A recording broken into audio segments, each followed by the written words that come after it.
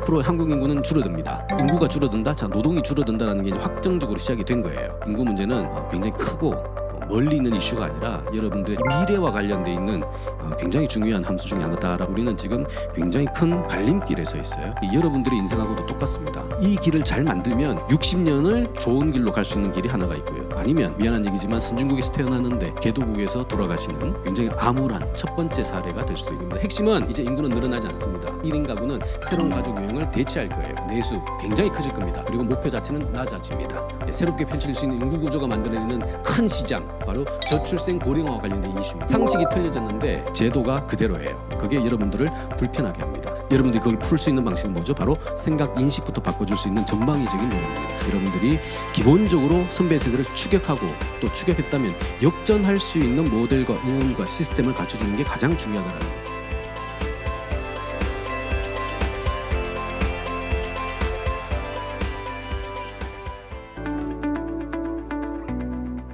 현재 그리고 미래 사회의 도전에 대처하는 전문가들의 대응 방식을 배웁니다. 가천 시그니처 교양 강좌 지성학 1 수업에 오신 여러분 환영합니다. 저는 운영교수 선경아입니다.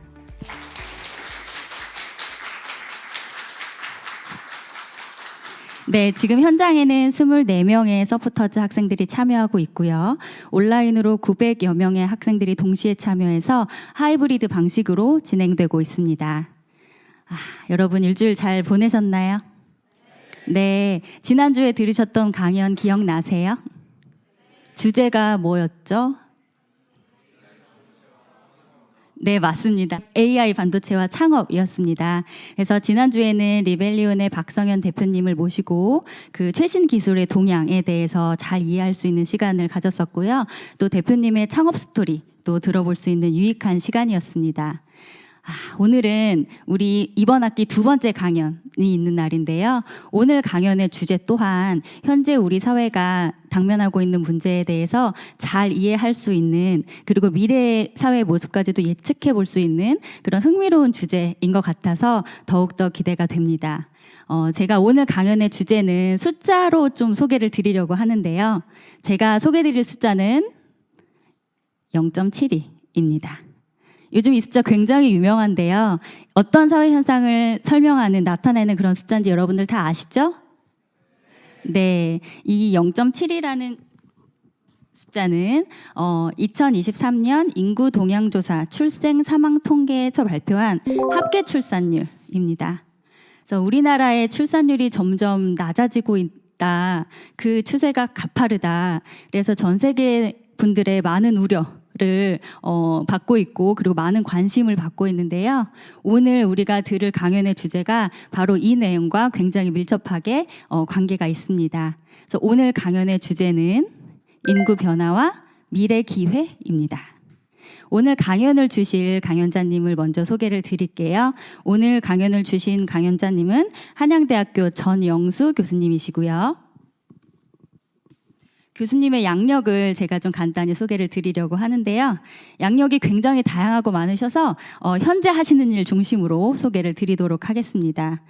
전영수 교수님은요, 현재 감사원, 국토교통부 인구정책자문위원, 고용노동부 모태펀드 선정위원, 서울시 인구변화 대응위원회 위원, 그리고 한양대학교 국제학대학원 교수님으로 학생들을 가르치고 계십니다. 그리고 방송 경력도 다양하십니다. 쌤과 함께 미래 수업, 명견 만리, 세바시 등 많은 프로그램에서 강연을 하셨습니다. 자, 오늘 인구 변화와 이에 따른 미래 기회에 대한 중요한 말씀을 주실 전영수 교수님을 큰 박수로 환영해 주세요.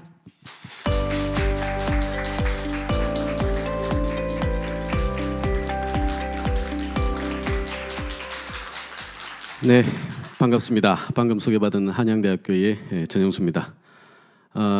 여러분들은 몇 살까지 사실 것 같아요? 100살이요? 예. 뭐 미래 얘기라 굉장히 어렵죠. 현재 추정 가능한 거는 우리가 이제 기대 여명이라는 게 있습니다. 보통 현재 한 84세 정도 되거든요. 우리 여기 앞에 계신 친구분들이 보통 한 20세 초라고 생각을 한다면 60년을 더 살아야 돼요. 60년 굉장히 긴 시간이죠, 그죠?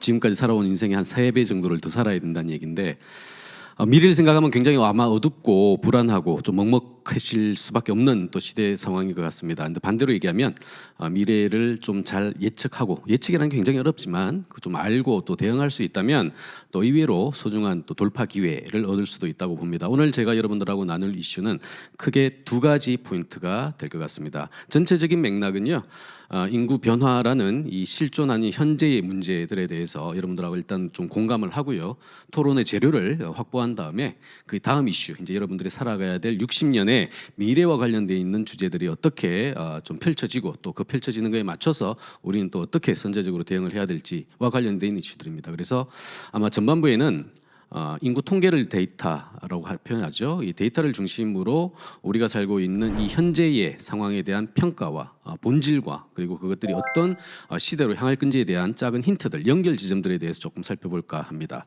그리고 그걸 토대로 후반부에는 그 안에서 60년을 굉장히 잘 살아갈 수밖에 없는 상황들. 결국 앞쪽은요 약간 위기 얘기가 될 것 같고요, 뒷부분은 그래도 또 살아낼 만한 이유가 있는 한국 사회의 정당성 그리고 미래에 대한 이슈들을 한번 고민해보고자 합니다. 굉장히 복잡한 그래프라고 생각을 할 수도 있습니다. 제가 이걸 가져온 이유는요, 제목에서도 이제 이해를 하셨을 겁니다만, 여러분들 삶이 불편하죠, 불만스럽죠, 불안할 겁니다. 다 인구 때문이에요 라고 하면은 약간 설레발이죠. 다는 아닐 거고요. 하지만 굉장히 설명력이 높은 변수인 것만은 분명합니다. 그래서 제가 소위 경제에 대한 예측, 전망들은 가장 중요한 설명력을 가지고 있는 게 저는 인구라고 봐요. 그래서 인구의 구조 변화를 잘 판단할 수 있다면 앞으로 펼쳐질 한국 사회의 경제적인 어떤 시나리오들도 비교적 일정 부분 흐름은 판단할 수 있다는 겁니다. 결국 그 근거를 확인하려면 이게 진짜 맞는 얘기인지 아닌 건지에 대한 과거의 경로들이 확인이 돼야 되겠죠. 이게 이제 그걸 보여주는 그래프입니다. 1950년 전쟁이 끝나고 나서요, 한국 사회는 아무것도 없었습니다. 그죠? 여러분들 한참 우주의 DNA로 계실 때죠. 태어날지 말지도 고민하지 않았던 그 시점인 것 같은데, 자, 생산의 3요소 들어보셨습니까? 그래도 아직까지 이 수능 본 기억이 남아 있죠. 사회 뭐 이런 데서 나오잖아요. 토지, 노동, 자본 뭐 이런 얘기 많이 하고요. 현재 이슈로 좀 얘기한다면 기술, 뭐 혁신 뭐 이런 얘기도 많이 합니다. 뭐든 상관없습니다. 중요한 건 뭐죠? 뭘 들여야 뭐가 나온다는 얘기입니다. 그죠? 요소 투입형의 자본주의가 가지고 있는 가장 중요한 특징이죠. 자, 중요한 거는 전쟁이 끝나고 나서 한국 사회는 아무것도 없었어요. 생산을 위한 3요소 중에서 우리가 가지고 있었던 거는 하나밖에 없었습니다. 뭘까요? 사람입니다. 그죠? 인구죠. 요걸 이제 경제로 돌리면 노동입니다. 그죠? 자, 원래 전쟁 끝나고 나면 살만해지잖아요. 그죠? 살만해지면 인구가 좀 폭발적으로 늘어납니다. 그래서 어느 나라든 간에 전쟁이 끝나고 나서 평화기가 다가오면 부모들이 대거 나타나게 됩니다. 그걸 이제 베이비 부머라고 표현하는 거죠. 한국은 1955년부터 63년 구간에 계신 분들을 베이비 부머라고 표현을 해요. 그 베이비 부머를 상징하는 이제 한 세대가 있죠. 우리가 이제 58년 개띠라고 표현하는 분들이 그 베이비 부머의 상징입니다. 우리가 부머라고 얘기하는 건 똑같습니다. 뭐죠? 부머, 영어로 하면 막 폭탄 뭐 이런 개념이잖아요. 전 세대와 후세대와 유독 비교해서 여기가 톡출하게 튀어나오는 애들, 튀어나온 그룹들을 우리가 베이비 부머라고 표현. 그만큼 인구가 많다는 얘기예요. 자, 그 인구가 많은 분들인데 이분들의 또 중에 한국적 특수성이죠. 한국은 우리 엄빠말 잘 들으면 전부 다 좋은 대학 가잖아요. 그 얘기는 뭐죠? 대학 교육률이 굉장히 높잖아요. 이 시대라고 교육률이 없었을까요? 그렇지는 않습니다. 교육률이 굉장히 좋았어요. 근데 재미난 독특한 사실은 다른 나라 같은 경우에는 우수 인재를 기를 때 사회 투자나 국가 투자가 전제돼서 그런 걸 많이 합니다. 근데 우리나라 같은 경우에는 우수 인재를 기르는데 사회가 투자하지 않는데 가계 차원에서 가계의 한정 자원을 투입해 가지고 굉장히 좋은 교육의 기회를 얻게 해주는 문화들, 인식들이 있었던 것 같아요. 다른 나라는 그렇지 않습니다. 그러다 보니까 대학 진학률이 한국은 굉장히 높죠. 이런 결론이거든요. 자, 정리하면 특출나게 대거 태어난 인구가 많은데 그중에 상당 부분은 또 우수 인재의 자격들도 갖춘 사람들. 그런데 개발 초기예요. 경제 성장 아무것도 안 했던 초기죠. 개발 초기라는 거죠. 몸값이 굉장히 싸겠죠. 그죠? 자, 이 3조건을 갖춘 사람들이 제조 현장에 대거 투입이 되는데 부가가치가 확 늘어나지 않을 리가 없는 것이죠. 이때 이제 우리의 고민은 딱 하나가 있습니다. 그럼 뭐 가지고 먹고 살지? 이 베이비 부모들을 어디다 집어넣지? 라는 고민은 있었겠죠. 이 그래프에서 보라색 그림입니다. 밑에 있는 빨간색이 한국이에요. 뭐죠? 한국은 전쟁 끝나고 나서 아무것도 없는 상황에서 이제 뭘 먹고 살 것인가에 대한 전략들을 만들어야 될 겁니다. 이때 우리가 정한 컨센서스가 수출 주도형 경제 모형이라는 걸 채택을 해요. 정반대에 있는 게 수입 대체형입니다. 수출 주도형은 나라 안에서 만들어 가지고 나라 안에서 소비하는 게 아니고요. 나라 밖에 파는 게 문제예요. 파는 거. 나라 안에 이제 경제 사정은 전혀 신경 쓰지 않습니다. 생산을 여기서 하는 거. 그래서 수출을 주도하는 방식으로 만들어야 되는데 그러면 중요한 거는 우리 기준에 눈을 맞춰야 될까요? 다른 나라 기준에 맞춰야 될까요? 이제 팔아먹을 국가의 수준에 맞춰줘야 되겠죠. 그럼 우리보다 수준이 높겠다, 그죠? 근데 그들의 그 높은 수준을 우리가 맞춰줄 수 있을까요? 안 되죠. 이럴 때 사실 R&D라는 게 굉장히 중요합니다. 이때 우리는 보라색의 선진국들의 길을 그대로 따라가는 거예요. 우리 경제 성장 모형이라고 표현하는데요. 기본적으로 소위 후발자의 이득이라고 표현합니다. 추격 모델이라고 표현을 해요. 빨간 선은 보라선을 따라만 가면 추격만 하면 R&D 비용에 대한 추가적인 고민 없이 가볍게 그들이 만든 모형들 가져와 가지고 역분해해 가지고 다시 국산화해서 역조립해서 나라 밖에 팔면 되겠죠. 굉장히 손쉬운 방식입니다. 자, 이렇게 따지면 선진국은 야 R&D 비용 그렇게 많이 들어가지고 뭔가 만들어냈는데 이걸 한국에서 그냥 갖고 가가지고 쑥싹 우리 이미테이션이라고 그러죠. 컨트롤 C, 컨트롤 V 해가지고 판다고? 그럼 걔네들도 기분 나쁠 거 아니에요. 근데 기분 나쁠 필요는 없거든요. 왜? 선진국에서는 그 정도 상황 지나고 나면 그 다음 단계로 또 추격을 해갑니다. 추격. 이게 국제적인 분업 구조 안에서 자연스럽게 국가가 맡아야 될 역할들을 설정이 돼서 기분은 나쁩니다만 크게 이렇게 또 뭐 나쁜 상황은 아닌 거예요. 그렇게 해서 한국은 첫 번째 아무것도 없었는데 손재주가 좋은 베이비 부모들이 대거 탄생을 해서 조립 가공은 조립만 잘하면 돼요. 갖고 와서 자 가공만 잘하면 됩니다. 자 노동이 그렇게 열심히 일하시면 우리 소득 있는 곳에 뭐가 있죠? 세금이 있죠. 세금이 재정이라는 이름으로 바로 캐피탈, 자본의 이름으로 축적이 됩니다. 그래서 노동이 열심히 일하면 기계적으로 자본도 축적이 돼요. 자, 노동, 자본 축적됐네요. 자, 생산의 여러 요소가 완료가 됐죠. 그때부터는 이제 굉장히 높아 올라갑니다. 그 다음에 이제 돈 좀 벌었으니까 우리의 경쟁력을 줄일 수 있는 게 뭘까? 기초산업 가게 되고요. 기초산업 가지고 조금 다게 이런 게 이제 철강, 화학 이런 겁니다. 대거 이제 중구장대라 그러죠. 조금 무거운 산업들 이런 거 하고 나서 이 부분 좀 하고 나면 이제 괜찮은데 이걸 할 때 쓰는 가장 중요한 연료, 석유 우리나라에서 안 나잖아요. 그래서 석유 때문에 한번 전 세계가 한번 난리가 나죠. 이게 1970년대에 두 번에 있었던 오일 쇼크입니다. 아 역시 나라 밖에 있는 자원들을 넣어가지고 만든 모델은 불안해, 의존적이야. 그거 말고 그냥 우리가 잘 먹을 수 있는 게 뭐가 없을까? 라고 만든 게 이제 고부가가치 산업. 지금 한국 사회를 한국 경제를 먹여 살리죠. 바로 반도체 같은 것들. 그렇죠? 이런 고부가가치 산업을 만들어서 드디어 한국은 2023년, 24년 현재 빨간 선의 후발자가 이제 보라선의 소위 선발자를 추격을 한 게 아니라 이제 역전을 한 상황이 됐습니다. 선진국의 일반 조건은 첫 번째 저성장입니다. 선진국인데 고성장이면 이건 선진국 아니에요. 왜냐하면 선진국은 이미 많은 욕구를 구조화시켰기 때문에 추가적인 욕구가 잘 없습니다. 자, 저성장이라는 얘기는 당연히 재정이 많이 악화가 된다는 얘기겠죠. 그래서 저성장과 재정난은 선진국의 보편적인 특징이에요. 한계이자 특징입니다. 그래서 선진국들은 대개 이 두 가지 다 갖고 있다고 보면 돼요. 근데 다른 나라는 아직까지 인구 문제가 한국보다 덜합니다. 근데 한국은 추격했다고 보는 이유 이게 이제 아까 모두의 0.72라는 숫자 보셨죠? 7위가 갖고 있는 특징입니다. 우리 0.7이잖아요. 그 선진국들 우리가 추격해왔던 한 60년, 70년 이상 추격해왔던 선진국들은 이 숫자가 얼마일까요? 평균 1.6명 수준에 수렴합니다. 이거 0.7 곱하기 2만 해도 1사 아니에요, 그죠? 우리는 얘는 1.6인데 우리는 0.7이에요. 우리가 더 나쁘죠. 이미 추격을 한 거예요. 역전을 한 겁니다. 자, 이게 무슨 의미를 가지고 있냐면 앞으로의 갈 길은 선진국도 못 가본 길이고 우리만 가는 길이라는 거예요. 쉽게 얘기하면. 자, 앞으로 한국 인구는 줄어듭니다. 현재 줄어드는 지 4년 차가 됐습니다. 인구가 줄어든다. 자, 노동이 줄어든다라는 게 이제 확정적으로 시작이 된 거예요. 요소가 투입되지 않는데 요거 노동 하나 넣고 자본 하나 넣어가지고 부가가치가 이가 나오는 게 지금까지의 우리의 성공 법칙이었는데 노동이 없어요. 노동이 없으니까 당연히 자본도 악화되겠죠. 근데 그러면 나머지 부가가치는 어떻게 만들어내죠? 라는 거가 최초로 구현이 된다면 한국 사회가 될 거예요. 그래서 지금 한국 사회는 의외로 지금 조용합니다만 해외에서는 BBC다, CNN이다, NHK에서는요 한국의 인구 문제를 우리보다 더 크게 걱정해주고 있습니다. 걱정의 이유는 두 가지입니다. 첫 번째, 선진국의 함정, 바로 얘기한 저성장, 재정난, 인구 문제까지. 왜? 이 친구들도 당연히 한국처럼 인구 문제를 이제 봉착할 거거든요. 근데 뒤따라 들어온 가장 마지막에 선진국이라고 하는 한국이 자기네들보다 훨씬 앞에 있는 거예요. 그 얘기는 이제 약간 내려놓고 우리가 후진국인 거죠. 이제 선진국 입장에서는 한국이 이 상황을 돌파해서 올라가면, 즉 지속 가능한 요소가 투입되지 않았는데도 부가가치가 만들어내는 뭔가의 모형을 만들어내면 그들이 우리가 과거에 선진국을 추격했듯이 그 선진국들이, 쉽게 얘기해서 미국이, 유럽이 한국을 따라서 후발자가 돼서 따라서 그 모형을 그대로 가져가겠다라는 거예요. 쉽게 얘기하면 새로운 자본주의의 테스트 베드가 한국이 되고 있습니다. 그래서 나라 밖에서는 굉장히 걱정을 많이 한다는 거예요. 정작 우리는 잘 모르고 있어요. 그게 가장 큰 딜레마 중에 하나입니다. 두 번째는 뭘까요? 선진국에서 후진국으로 떨어지면, 이거 못 만들어내면 선진국에서 후진국으로 떨어지면, 즉 인구 감소 때문에 앞으로의 미래가 복잡해지는 첫 번째 사례가 되는 게 한국이 될 겁니다. 즉 우리는 지금 굉장히 큰 갈림길에 서 있어요.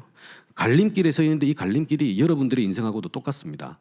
이 길을 잘 만들면 여러분의 갈림길, 두 가지 길 중에서 60년을 좋은 길로 갈 수 있는 길이 하나가 있고요. 아니면 미안한 얘기지만 선진국에서 태어났는데 개도국에서 돌아가시는 굉장히 암울한 첫 번째 사례가 될 수도 있다는 거예요. 그래서 인구 문제는 굉장히 크고 멀리 있는 이슈가 아니라 여러분들의 특히나 이 미래와 관련돼 있는 굉장히 중요한 함수 중에 하나다라고 이해해 주시면 좋겠습니다. 인구 문제를 얘기할 때는 인구와 관련해서 이 세 가지 단어가 자주 쓰여요. 첫 번째가 출산율입니다. 앞에 있는 숫자들이요, 우리가 가지고 있는 통계치 중에서 정점을 찍었던 거, 가장 높은 숫자들입니다. 첫 번째 출산율 6.5명인 경우가 있었어요. 상상이 가십니까? 6.5명, 이게 586 개띠들이에요. 586 개띠는 아마 여러분들 주변에서 보시면 엄빠보다는 더 위죠. 그렇다고 조부모 정도 수준은 아닌 것 같고, 보통 55년부터 60년 구간의 평균치가 6.5명. 그 얘기는 형제가 6명, 7명이 평균.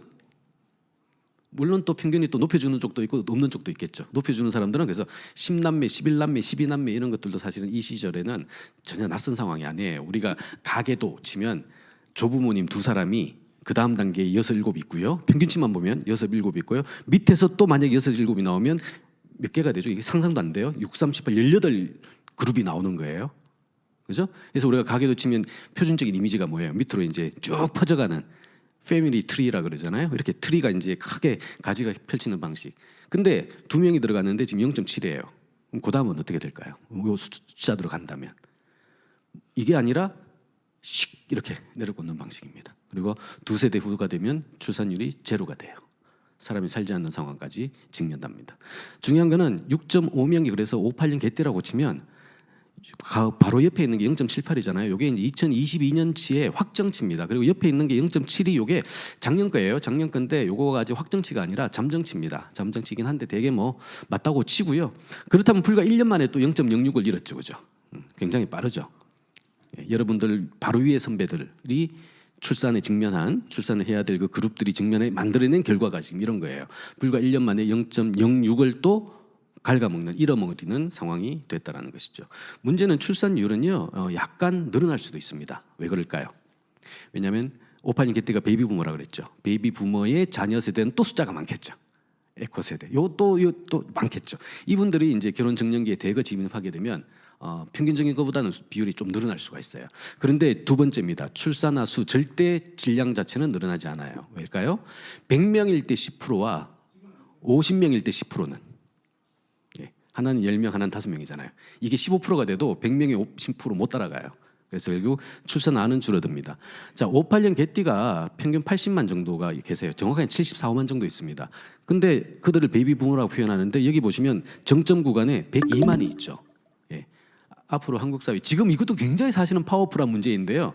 아직 시작도 안 했다라는 얘기예요. 왜냐하면 586 개띠 분들이 작년 기점으로 드디어 지하철을 공짜로 타기 시작합니다. 65세에 진입했어요. 뭐 그래봐야 충격 괜찮습니다. 1년에 80만 밖에 안 돼요. 80만 명. 뭐 그 정도 여러분들 낼 수 있잖아요. 별거 아닙니다. 근데 100만이 있어요. 이거는 70년 개띠입니다. 지금 여러분들이 아마 부모 세대이실 거예요. 저 세대입니다. 이분들이 이제 11년, 12년 후가 되면 65세에 진입해요. 그때는 100만이 지하철을 공짜로 탑니다. 지하철 비용 안 올리면 여러분들이 더 내셔야 돼요. 쉽게 하면 뭐죠? 초고령 이슈는 아직 시작도 안 했습니다. 그런데 지금 현재 0.7까지 떨어졌어요. 이거는 굉장히 심각한 상황.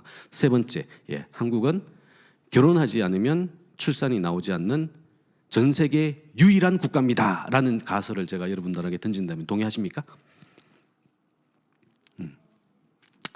혼외자 국제 비교라는 통계가 있습니다. 혼외자, 사실혼, 동거 뭐 이런 거 많이 들어보셨죠, 그죠? 예.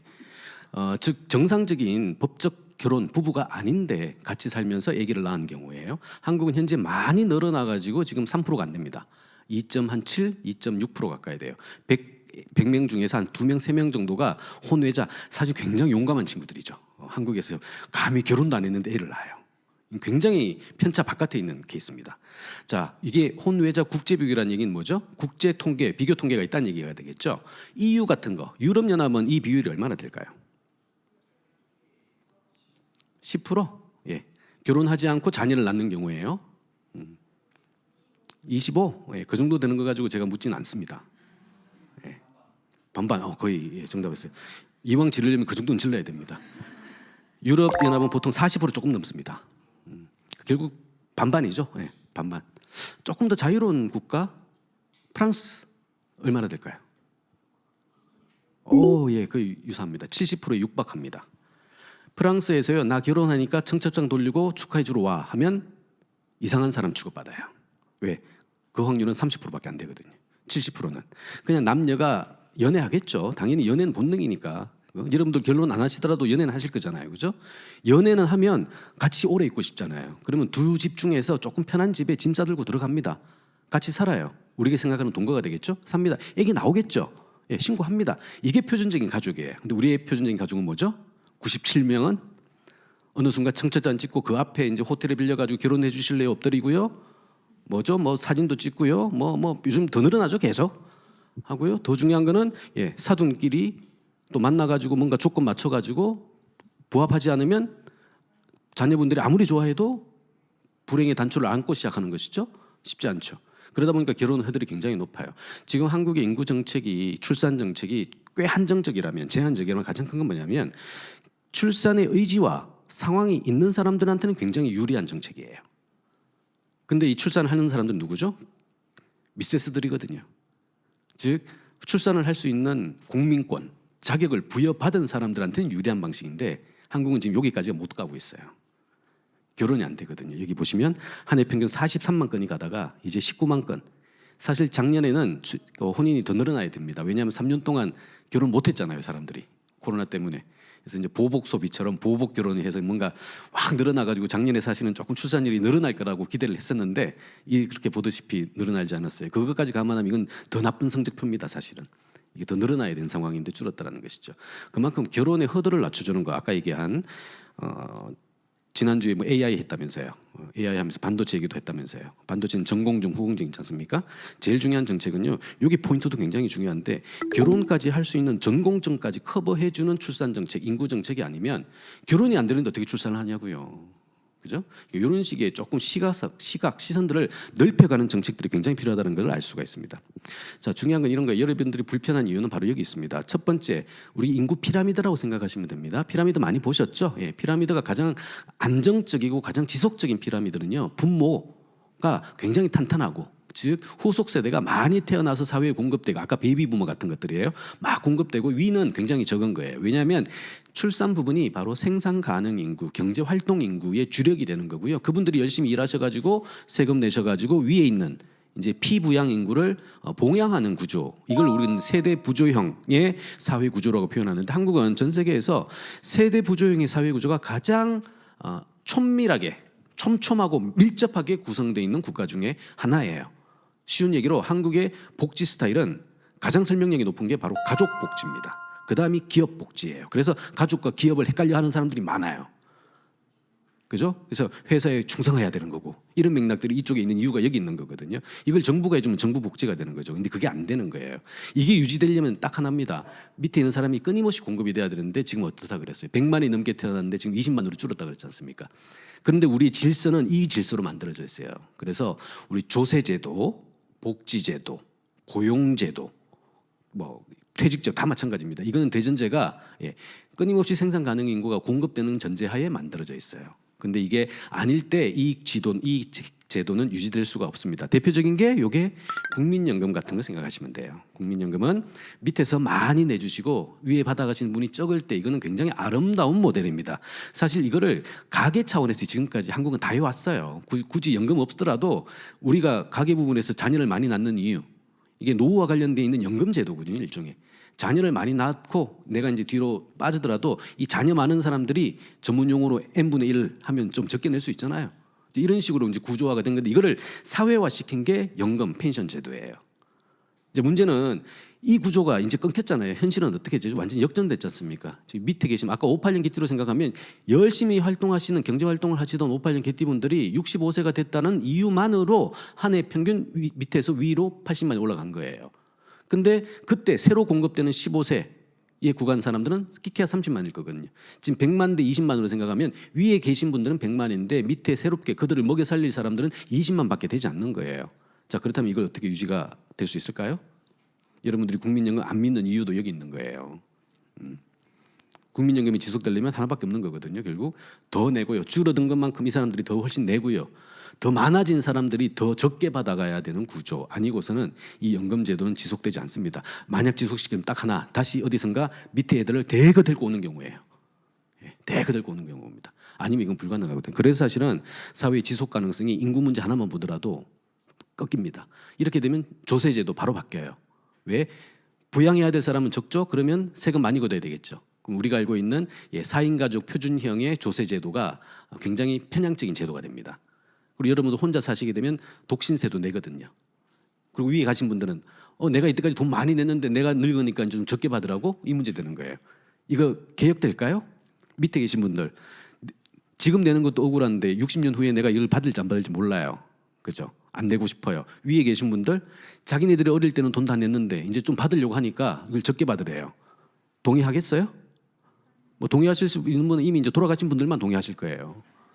그 얘기는 모든 사람들에게 피해를 요구되는 정책입니다. 그래서 이거는 사실은 그런 얘기가 불거지기 전에 사전적으로 미세적으로 굉장히 긴 시간 동안 중간에 있는 이 과정을 통해 가지고 사실은 연착륙의 정책들을 해줬어야 됩니다. 근데 한국은 출산 감소 40년 살 그랬잖아요.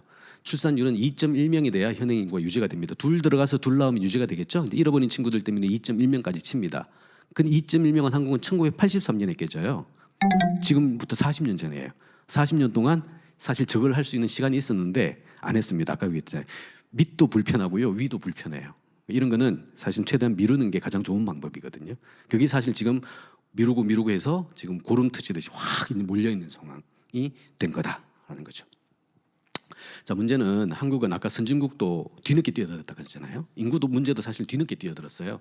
그 얘기는 선행해서 바뀐 국가들이 왜 인구 문제가 바뀌었는지에 대한 은밀한 조사를 해봐야 되겠죠, 그죠? 그래서 선진국들이 왜 인구가 줄어드는지에 대한 조사를 해보니까 이 5가지 정도가 나오는데 가장 큰 설명이 한 2개 정도예요. 첫 번째, 먹고 살만하면 출산합니다. 동의하나요? 예, 먹고 살만하지 않아요. 쉽게 얘기하면 잠재 성장률이 많이 떨어졌어요. 근데 결혼을 한다고요? 불가능하죠. 두 번째, 잘 모르면 결혼해요. 대주로 얘기하면 똑똑해지면 결혼 안 해요. 이제 인구학에서 표준 모델입니다. 선진국은 출산율이 낮아요. 예, 저성장이잖아요. 첫 번째. 두 번째, 똑똑하거든요, 사람들이. 그죠? 상황 판단 능력이 좋으면 결혼하지. 결혼이라는 건요, 우리 굉장히 경제학에서는 사실은 결혼과 가족과 뭐 교육과 이런 것들이 이제 연구의 대상이 아니었거든요. 1970년대 이제 시카고 학파가 나와가지고 마크 작업을 할 때 나온 대표적인 게 뭐냐면 가족을 결성하는 것도 사실은 굉장히 경제적 행위 중에 하나다. 즉 비용 대비 편익을 가지고 생각하기 시작한 거예요. 그랬을 때 절대 안 나옵니다. 지금 상황에서 여러분들 자녀 가져가지고 그 자녀가 한테 투여돼야 될 비용하고 그 자녀가 평생에 걸쳐가지고 여러분들한테 줄 편익이 클 거라고 확신하십니까? 여러분들 자신을 보더라도 이미 그 편익이 적자 상태인 걸 아시잖아요. 그러니까 부모님들 이미 낳았으니까 이제 길러주시는 거에 불과한 거고 제일 불쌍한 분들이 지금 중년 분들이에요. 예. 결혼은 어떻다? 가장 합리적이고 효율적인 선택이에요. 그런데 이걸 20대, 30대 한다? 그건 그 자체가 잘못된 얘기입니다. 왜일까요? 결혼은 피부양 인구를 옆에 둔다는 거잖아요. 예, 먹여 살려야 될 사람 옆에 두는데 이거는 굉장한 조건을 갖춘 후에 사실은 해야 되는 거예요. 합리적인 그래서 이제 합리적이고 효율적인 사람이라면요 결혼은 환갑 넘어서 해야 돼요. 그 정도 돼야 축적 자산도 생기고 근로소득도 이제 정점을 향해 갈 거거든. 그때 먹여 살리는 구조는 괜찮아요. 근데 지금 20대, 30대 아무것도 없는데 결혼할 때 이 조건을 갖춰야 되거든요. 더 중요한 건 한국은 결혼할 때 사돈끼리도 맞춰야 된다 그랬잖아요. 그 조건을 어떻게 맞춥니까? 그걸 더 똑똑해진 여러분들은 알고 계시거든. 그럼 차라리 나 안 해. 그냥 나 혼자 살래. 가뜩이나 저성장, 미래, 지금이나 그나마 2% 성장인데 1년은 1.5 될 거거든. 야, 2% 가지고 기성세대하고도 싸워가지고 한정된 자원을 갖고 오기가 힘든데 내년엔 또 1.5가 될 거예요. 그럼 이걸 또 붙어야 돼요. 여러분들 얻을 수 있겠어요? 못 하잖아요. 그거를 몰랐을 때는 하고 맙니다. 근데 알 때는 그런 선택은 합리적이고 효율적인 사람은 하지 않겠죠. 그게 0.7을 만든 거거든요. 이게 선진국에서 일반적인 느낌이에요. 근데 안타깝게도 한국은 이거 말고 더 큰 문제가 있습니다. 네. 지금 아까 얘기한 왜 뒤늦게 뛰어든 한국이 선진국이에요? 우리나라보다 말도 안 돼. 우리는 그래도 1.6인데 말도 안 되는 0.7의 출산율을 만들었을까? 걔네들 입장에서는 굉장히 궁금한 거예요. 근데 걔네들이 어떤 잣대, 어떤 분석 틀을 갖다 들이대도 추출이 안 됩니다. 그러니까 일반적이지 않은 내용들이에요. 그게 뭘까라는 거거든요. 아마 이런 분석들 최근에 많이 보셨을 거예요. 이제 약간 다른 느낌입니다. 즉 나무로 있는 사람들의 문제는요. 나무로는 못 봐요. 근데 숲을 보는 사람들은 좀 볼 수가 있거든요. 결국 이런 겁니다. 제가 즐겨 쓰는 표현으로 5천만의 상식인데요. 80억의 비상식들. 왕왕 해외에 나가신 분들 아마 이거 판단하실 겁니다. 제일 큰 거. 첫 번째, 전근대적인 성공 모델이에요. 여러분들 설마 아직도 부모님들보다 돈을 많이 벌 수 있을 거라고 기대하세요? 예, 여러분들은 부모님들보다 즉 기성세대보다 돈을 못 벌 거가 거의 확정적으로 결정된 첫 번째 세대예요. 여러분들 후배 세대는 더 나빠질 겁니다. 저는 여러분들이 이제 엄마 아빠 세대죠. 저는 제 부모님보다 돈을 벌 수 있는 마지막 세대예요. 자, 그런데 이걸 볼 수 있도록 할 수 있는 가장 중요한 맥락이 뭐냐면 바로 전근대적 성공 모델이거든요. 우리 DNA 속에 있는 거예요. 자, 정리해 봅시다. 말은 제주도로, 그죠? 사람은 서울로? 틀렸어요. 다시 말은 제주도로, 사람은 해외로? 예, 뭐 해외로 갈 수도 있겠죠. 우리가 서울로 불리는 게 얼마 안 됐잖아요. 제가 말씀드린 이유는 뭐냐면 한양으로 혹은 개경으로 혹은 서경으로라는 단어가 나와야 돼요. 우리는 중앙 집권성이 벌써 2000년 이상입니다. 결국 우리는 무조건 똑똑하고 좋고 좋은 거는 전부 다 중앙을 향해서 가야 되는 게 DNA 속에 머릿속에 이미 인이 박혀 있는 민족이에요. 누구든 서구 선진국 뭐죠? 공부 잘하는 친구가 대학 가는 거예요. 우리나라는 전교 꼴찌도 대학 가요. 이게 문제인 거예요. 자, 그런데 문제는 그러려면 이제 고학력 대기업 모델이죠. 여러분들이 이 대학에 오신 이유가 뭐예요? 남들보다 공부 열심히 해서 온 이유, 조금이라도 더 나은 삶을 살기 위해서 온 거 아니에요. 그거는 개도국에서는 통하는 얘기입니다. 근데 미안한 얘기는 여러분들 판단 잘못하셨어요. 대학의 존재 이유는 더 이상 없습니다. 없어요. 왜? 대학은 인플레가 전제가 될 때 이게 먹히는 거거든요. 그래서 엄빠말 열심히 듣고 인생 펼 수 있는 거는 제 세대에서 끝이에요. 미안한 얘기지만 여러분들은 다른 길을 선택하셔야 됩니다. 왜? 한정된 기간이라고 그랬잖아요. 재화의 양이 제한적인데 똑같이 성장해서 간다? 불가능한 얘기거든요. 자, 문제는 고학력 대기업 모델이 대한민국에서 실현되는 공간 어딜까요? 서울 수도권이잖아요. 다른 데서 처리가 되나요? 그러니까 당연히 우리 지방 거점 국립대 같은 경우에도 최근에 사람들 못 뽑잖아요. 왜? 다들 올라오고 있으니까. 그렇죠? 근데 서울이 어떤 공간이죠? 서울 수도권이 고밀도 공간이죠. 고밀도 공간은 저출산이 나옵니다. 재미난 것은 서울을 중심으로 17개 광역지자체를 쭉 줄을 세우면요. 멀리 갈수록 출산율이 높아요. 반대로 얘기하면 서울에 다가갈수록 출산율이 낮습니다. 그래서 서울은 사람이 사는 공간이 아니에요. 힘들어요. 이걸 경제학적 용어로는 스태그플레이션이라고 합니다. 물가 수준은 굉장히 빨리 뛰는데요. 소득 수준은 그걸 못 따라가는 정도. 이 갭을 스태그라고 표현하거든요. 스태그플레이션이에요. 자, 그렇다면 서울에서 살려면 어떻게 해야 돼요? 서울 수도권에 살려면 핍박 경영을 해야 되겠죠. 왜냐하면 소득은 뭐 늘지 않는데 지불해야 될 건 굉장히 많이 늘어나거든요. 밥도 굶어야 돼요. 잘못하면. 아니면 서울 떠나든가 해야 되는 거죠. 근데 서울은 멀리 못 떠나요. 왜? 직장이 여기 있거든. 그럼 어떻게 해야 돼요? 그냥 허리띠 또 메고 또 메고 또 메고 해야 됩니다. 그런데 거기서 가족을 결성한다고요? 가끔 이런 실수를 하시는 분들이 계세요. 서울 수도권에 사는데 사랑에 눈이 멀었죠. 그래서 결혼이라는 걸 해요. 대학에서는 절대 그걸 안 가르쳤는데 합리적이고 효율적인 인간은 그런 선택을 하지 말라고 대학까지 가서 보냈더니만 눈이 멀어가지고 결혼을 하는 거죠. 그래도 여기서 막으면 인생 괜찮아요. 근데 인생 한 번 잘못 들어가면 또 두 번 가는 건 쉽거든. 여기서 또 자녀까지 출산하네? 자, 인생 복구 불능입니다. 이제 이렇게 되면. 그죠? 자, 이제 여기서 육아 이슈가 나와요. 자녀 누가 기르죠? 뭐 설마 뭐 아빠가 길러요. 뭐 이런 얘기는 더 이상 안 하실 거죠? 엄마가 기르지. 한국에서 유명한 단어가 있잖아요. 독박 육아. 외신에서 독박 육아를 뭐라고 번역할까요? 그럼 우리끼리는 알잖아요. 독박 육아가 무슨 의미인지. 이거 영어로 뭐라고 바꿀래요? 왜냐하면 설명을 해줘야 되거든요. 니네 나라는 있는지 모르겠는데 우리는 이게 독박 육아야. 그냥 하드한 뭐야 이렇게 표현할래요? 그게 아닐걸요. 그냥 그렇다면 그냥 힘든 거라고 표현할 텐데 독박이라는 게 굉장히 살벌한 용어거든요. 혼자 다 길러야 되는 거 엄마가. 아빠가 안 길러주고 싶을까요? 아니요. 아빠가 기르는 순간 아빠는 잘려요. 왜? 6시 됐는데 나 아기 보러 갈래요. 그거 보고 있는 회사가 좋아할까요? 그걸 아내분이 모를까요? 내가 다 짊어질게 이렇게 갈 수밖에 없어요. 적어도 안정적으로 살려면 서울 공간에서. 그죠? 그 엄마가 맨날 울어요. 그 울고 있는 엄마가 불쌍한 엄마가 한 분 계시거든요. 친정엄마. 그래서 요즘은 학교에서는 학부모님 여러분께가 아니죠. 학조부모님 여러분께. 이게 바뀌었어요. 아니 자기가 낳은 자식을 왜 위에 있는 세대가 다른 격세가 이걸 길러야 되는 거예요. 이건 한국에서는 상식이잖아요. 다른 나라에서는 얘네 왜 이러지? 이런 거거든요. 자, 그걸 보고 있는 그 똑똑한 언니가 서울에 살면서 하지 말아야 할 두 번째 선택까지 다 한 다음에 화장실 가서 맨날 울거든요. 그러면 더 똑똑해진 여러분들 후배들은 그 언니가 나의 표준 모델이에요 하고 따라갈 거예요? 안 따라가죠. 네 번째입니다. 가족 분화가 무의미하다라는 것을 하나하나 학습하게 돼요. 즉 결혼도 하지 않고 출산도 하지 않고 0.72가 만들어낸 결과가 바로 이겁니다. 자, 문제는 우린 이게 굉장히 상식이잖아요. 그래서 이 틀을 깨는 게 굉장히 중요해요. 왜냐하면 우리는 아까 앞에서의 일반론도 풀어야 되는데 이 한국만 가지고 있는 이 특수론도 풀어야 되는 과제가 굉장히 많은 거예요.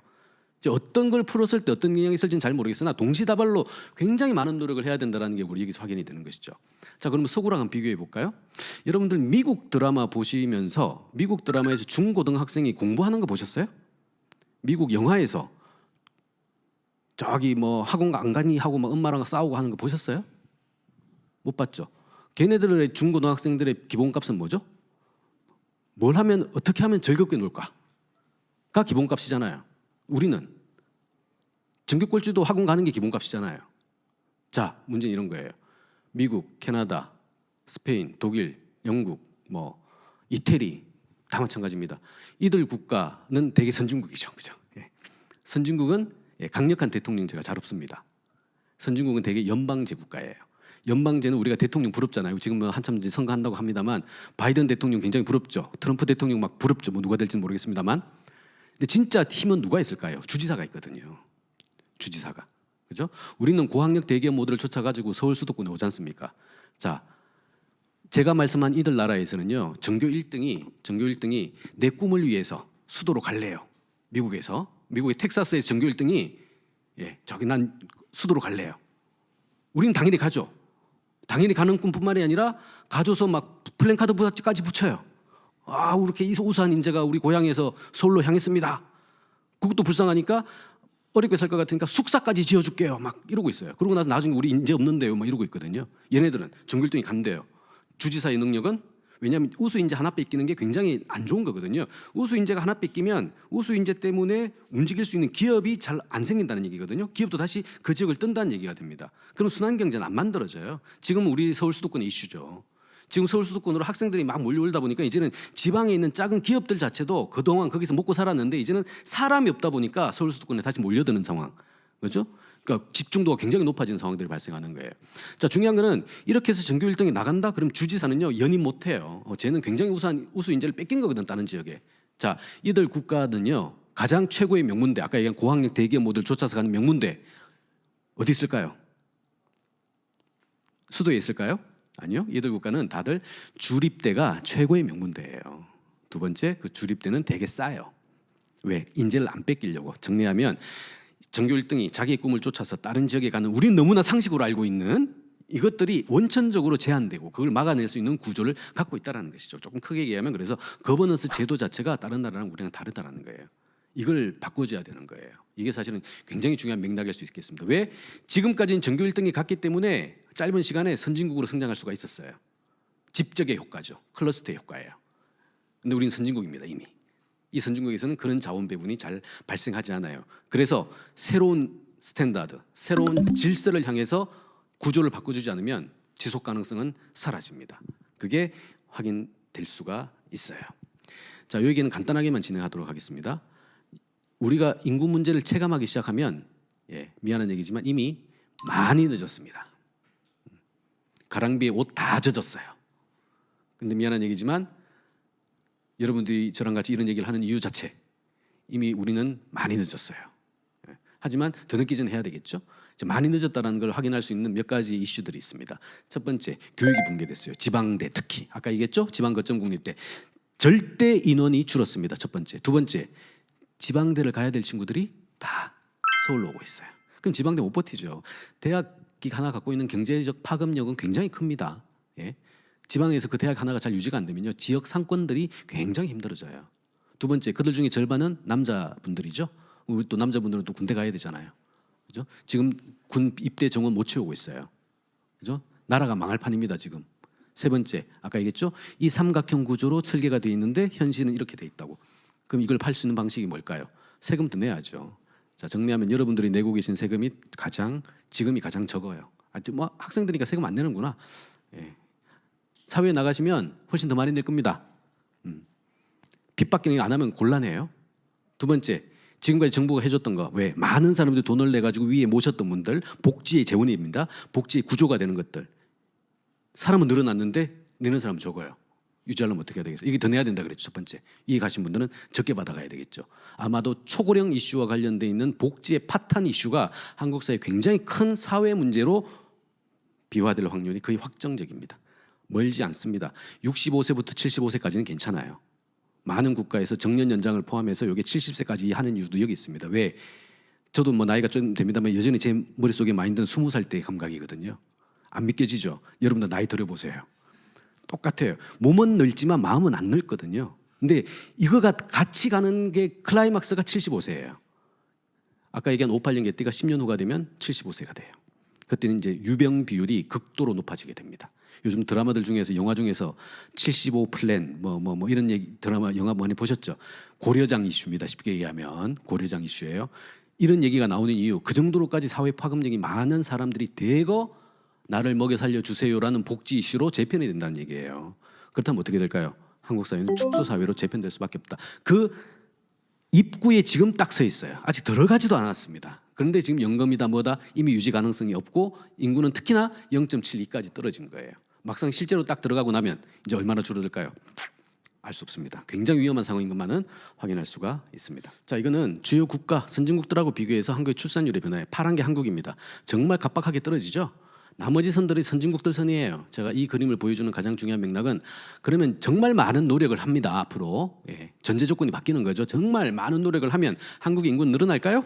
늘어나지 않습니다. 늘어난다고 생각하는 순간 무한 쟁탈전이 벌어지고요. 굉장히 제로섬이 되거든요. 이게 선진국들이 보여주고 있는 그래프입니다. 노랗고 빨간 것들 보시죠. 심지어 일본도 마찬가지인데 보시면 긴 시간 동안 기울기를 조정하는 정도의 수준, 즉 떨어지는 속도를 조금 낮추는 정도 수준이 사실은 굉장히 성공적인 거예요. 그래서 이제 인구학에서는 되게 완화시켜야 된다. 그러니까 바꿀 수는 반전은 안 돼요. 이건 안 되고요. 그냥 떨어지는 거를 이게 아니라 이렇게 가준다. 근데 한국은 굉장히 막 가파르게 떨어지죠. 그래서 완화하던 과정 속에서 우리가 행복할 수 있는 길을 찾는 게 좋아요.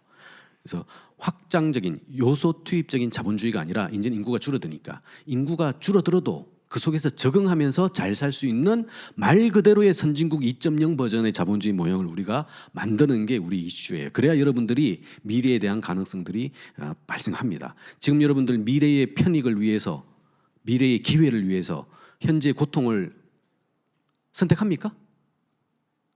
하세요? 합리적인 사람은 하시면 안 돼요. 왜? 지금은 2%인데 미래는 1.5로 갈 거거든요. 그럼 어떻게 해야 됩니까? 뭐라 해도 지금 행복한 게 최고예요. 있는 돈 지금 다 쓰세요. 내년은 몰라요. 없다니까요. 있어봐야 더 고달픈 내년이 있을 뿐이에요. 라는 신호가 있다면, 그리고 그걸 판단할 수 있다면 당연히 사람들은 그렇게 움직이는 거거든요. 그죠? 그 정도의 상황 판단을 생각한다면 절대 앞으로 뭔가가 상황이 굉장히 좋아질 거다라는 기대는 어렵다라는 겁니다. 자, 이제 이민 이슈예요. 뭐냐면 인구 감소가 인구 문제가 위기다라고 표현하는 대전제가 뭐냐면 생산 가능 인구가 하락할 것이라는 전제가입니다. 실제 일본 사례 놓고 보면 생산 가능 인구의 하락과 장기 디플레가 정확하게 일치해요. 자, 그렇다면 생산 가능 인구 주는 게 굉장히 쉽지 않죠. 아까 얘기한 우리 그래프입니다. 100만 명이 있다가 갑자기 20만이 된 거예요. 이렇게 되면 위기라고 표현하는 건데 이 위기를 막을 수 있는 방법들도 많은 연구가 있었겠죠. 가장 대표적인 거 바로 사람을 대체할 수 있는 거, 생산 가능 인구를 대체할 수 있는 거. 여기도 이 대학도 반도체 굉장히 유명하죠, 그렇죠? 예. 반도체 공장 가 보시면 사람 있나요? 없어요. 바로 산업 현장에 로봇 투입, 산업 로봇 투입률은 전 세계 1위가 한국입니다. 그 얘기는 기업은 이미 일찌감치 인구가 줄어드는 거도 알고요. 노동 막 뽑아봤자 이 노사 분규도 많고 하다 보니까 그냥 말 잘 듣는 로봇 투입해가지고 생산성 높이자는 걸 한 2, 30년 전부터 한 사례예요. 그러다 보니까 이미 할 만큼 다 했어요. 우리가 1등이니까. 자, 그럼에도 이제 인구가 줄어든다고 문제인 거예요. 그 다음 가장 쉽게 할 수 있는 게 바로 외국인 정책, 바로 이민 정책입니다. 왜? 이민은 문 딱 열고요, 확 들어오겠죠. 문제가 생기면 문 확 닫으면 돼요. 여러분들처럼 출산해 주세요. 출산하면 얼마 줄게요. 얼마. 이거는 굉장히 긴 시간 동안 해도 막 요구도 묻고 이런 거거든요. 근데 이민은 굉장히 손쉽게 할 수 있어요. 정책 단위에서 효과성이 높은 선택지라는 거죠. 근데 진짜 앞으로도 그게 가능할까요? 라는 거예요. 예, 아침에 고등어 드신 분 앞으로 이렇게 되면 고등어 못 드실 거예요. 왜? 한국의 고등어 누가 잡죠? 외국인들이 잡거든요. 지금 쌀밥 드시죠? 쌀 누가 생산하죠? 예, 뭐 생산 가능 인구가 하실 것 같죠? 아니요, 외국인들이 다 해요. 한 국가 안에서의 노동 분업이 한국은 이미 완수가 돼가지고 가장 밑에 있는 3D 쪽하고 중간에 있는 쪽, 요 직급마다의 노동 분업 구조가 거의 완성이 됐습니다. 밑은 인구의 우리 한 250만 되죠. 250만 정도 되는 이 외국에서의 조달된 노동력이 아니면 이미 먹고 살기가 힘듭니다. 근데 그분들은 되게 저렴하시거든요, 인건비가. 그러다 보니까 저가에 우리가 그걸 먹을 수 있는 거예요. 근데 그분들이 사라지면 고등어 한 마리에 이제 10만 원 해도 이상하지 않은 사회가 되는 거예요. 자, 문제는 이 이민 정책이 그럼 앞으로 유효할까라는 거예요. 이 그림을 보고도 아니에요. 자, 보시죠. 1970년에 전 세계 출산율은 5명이었어요. 와, 이거 그대로 두면요, 지구 진짜 대폭발합니다. 아니, 둘이 들어가가지고 5명을 낳은 거예요. 이건 엄청난, 아까 베이비붐하고 비슷한 거예요. 엄청난 거죠. 유엔도 진짜 걱정이 됩니다. 이대로 내버려두면 지구 커질 거야. 북극곰이 아마 사라질 거야. 뭐 이런 얘기 하는 거죠. 그때 우리가 사실은 약간 새는 얘기입니다만 기업의 존재 이유와 관련되어 있는 시각이 달라져요. 기업의 존재의 그 이전은 뭐죠?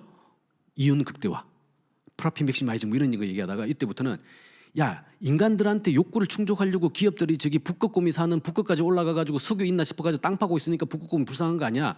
야, 인구만 줄어들면 이 문제 없잖아. 그냥 생태계 잘 지켜. 너넨 침범하지 마. 그러면 기업은 어떻게 해야 될까? 사회 책임을 가져야 되겠죠. 이런 식의 맥락. 우리가 지금 하고 있는 CSR, ESG가 1970년대부터 굉장히 중요한 기업의 사회적 책무라는 이름으로 등장하는 이유도 여기 있는 거예요. 다 인구 때문이에요.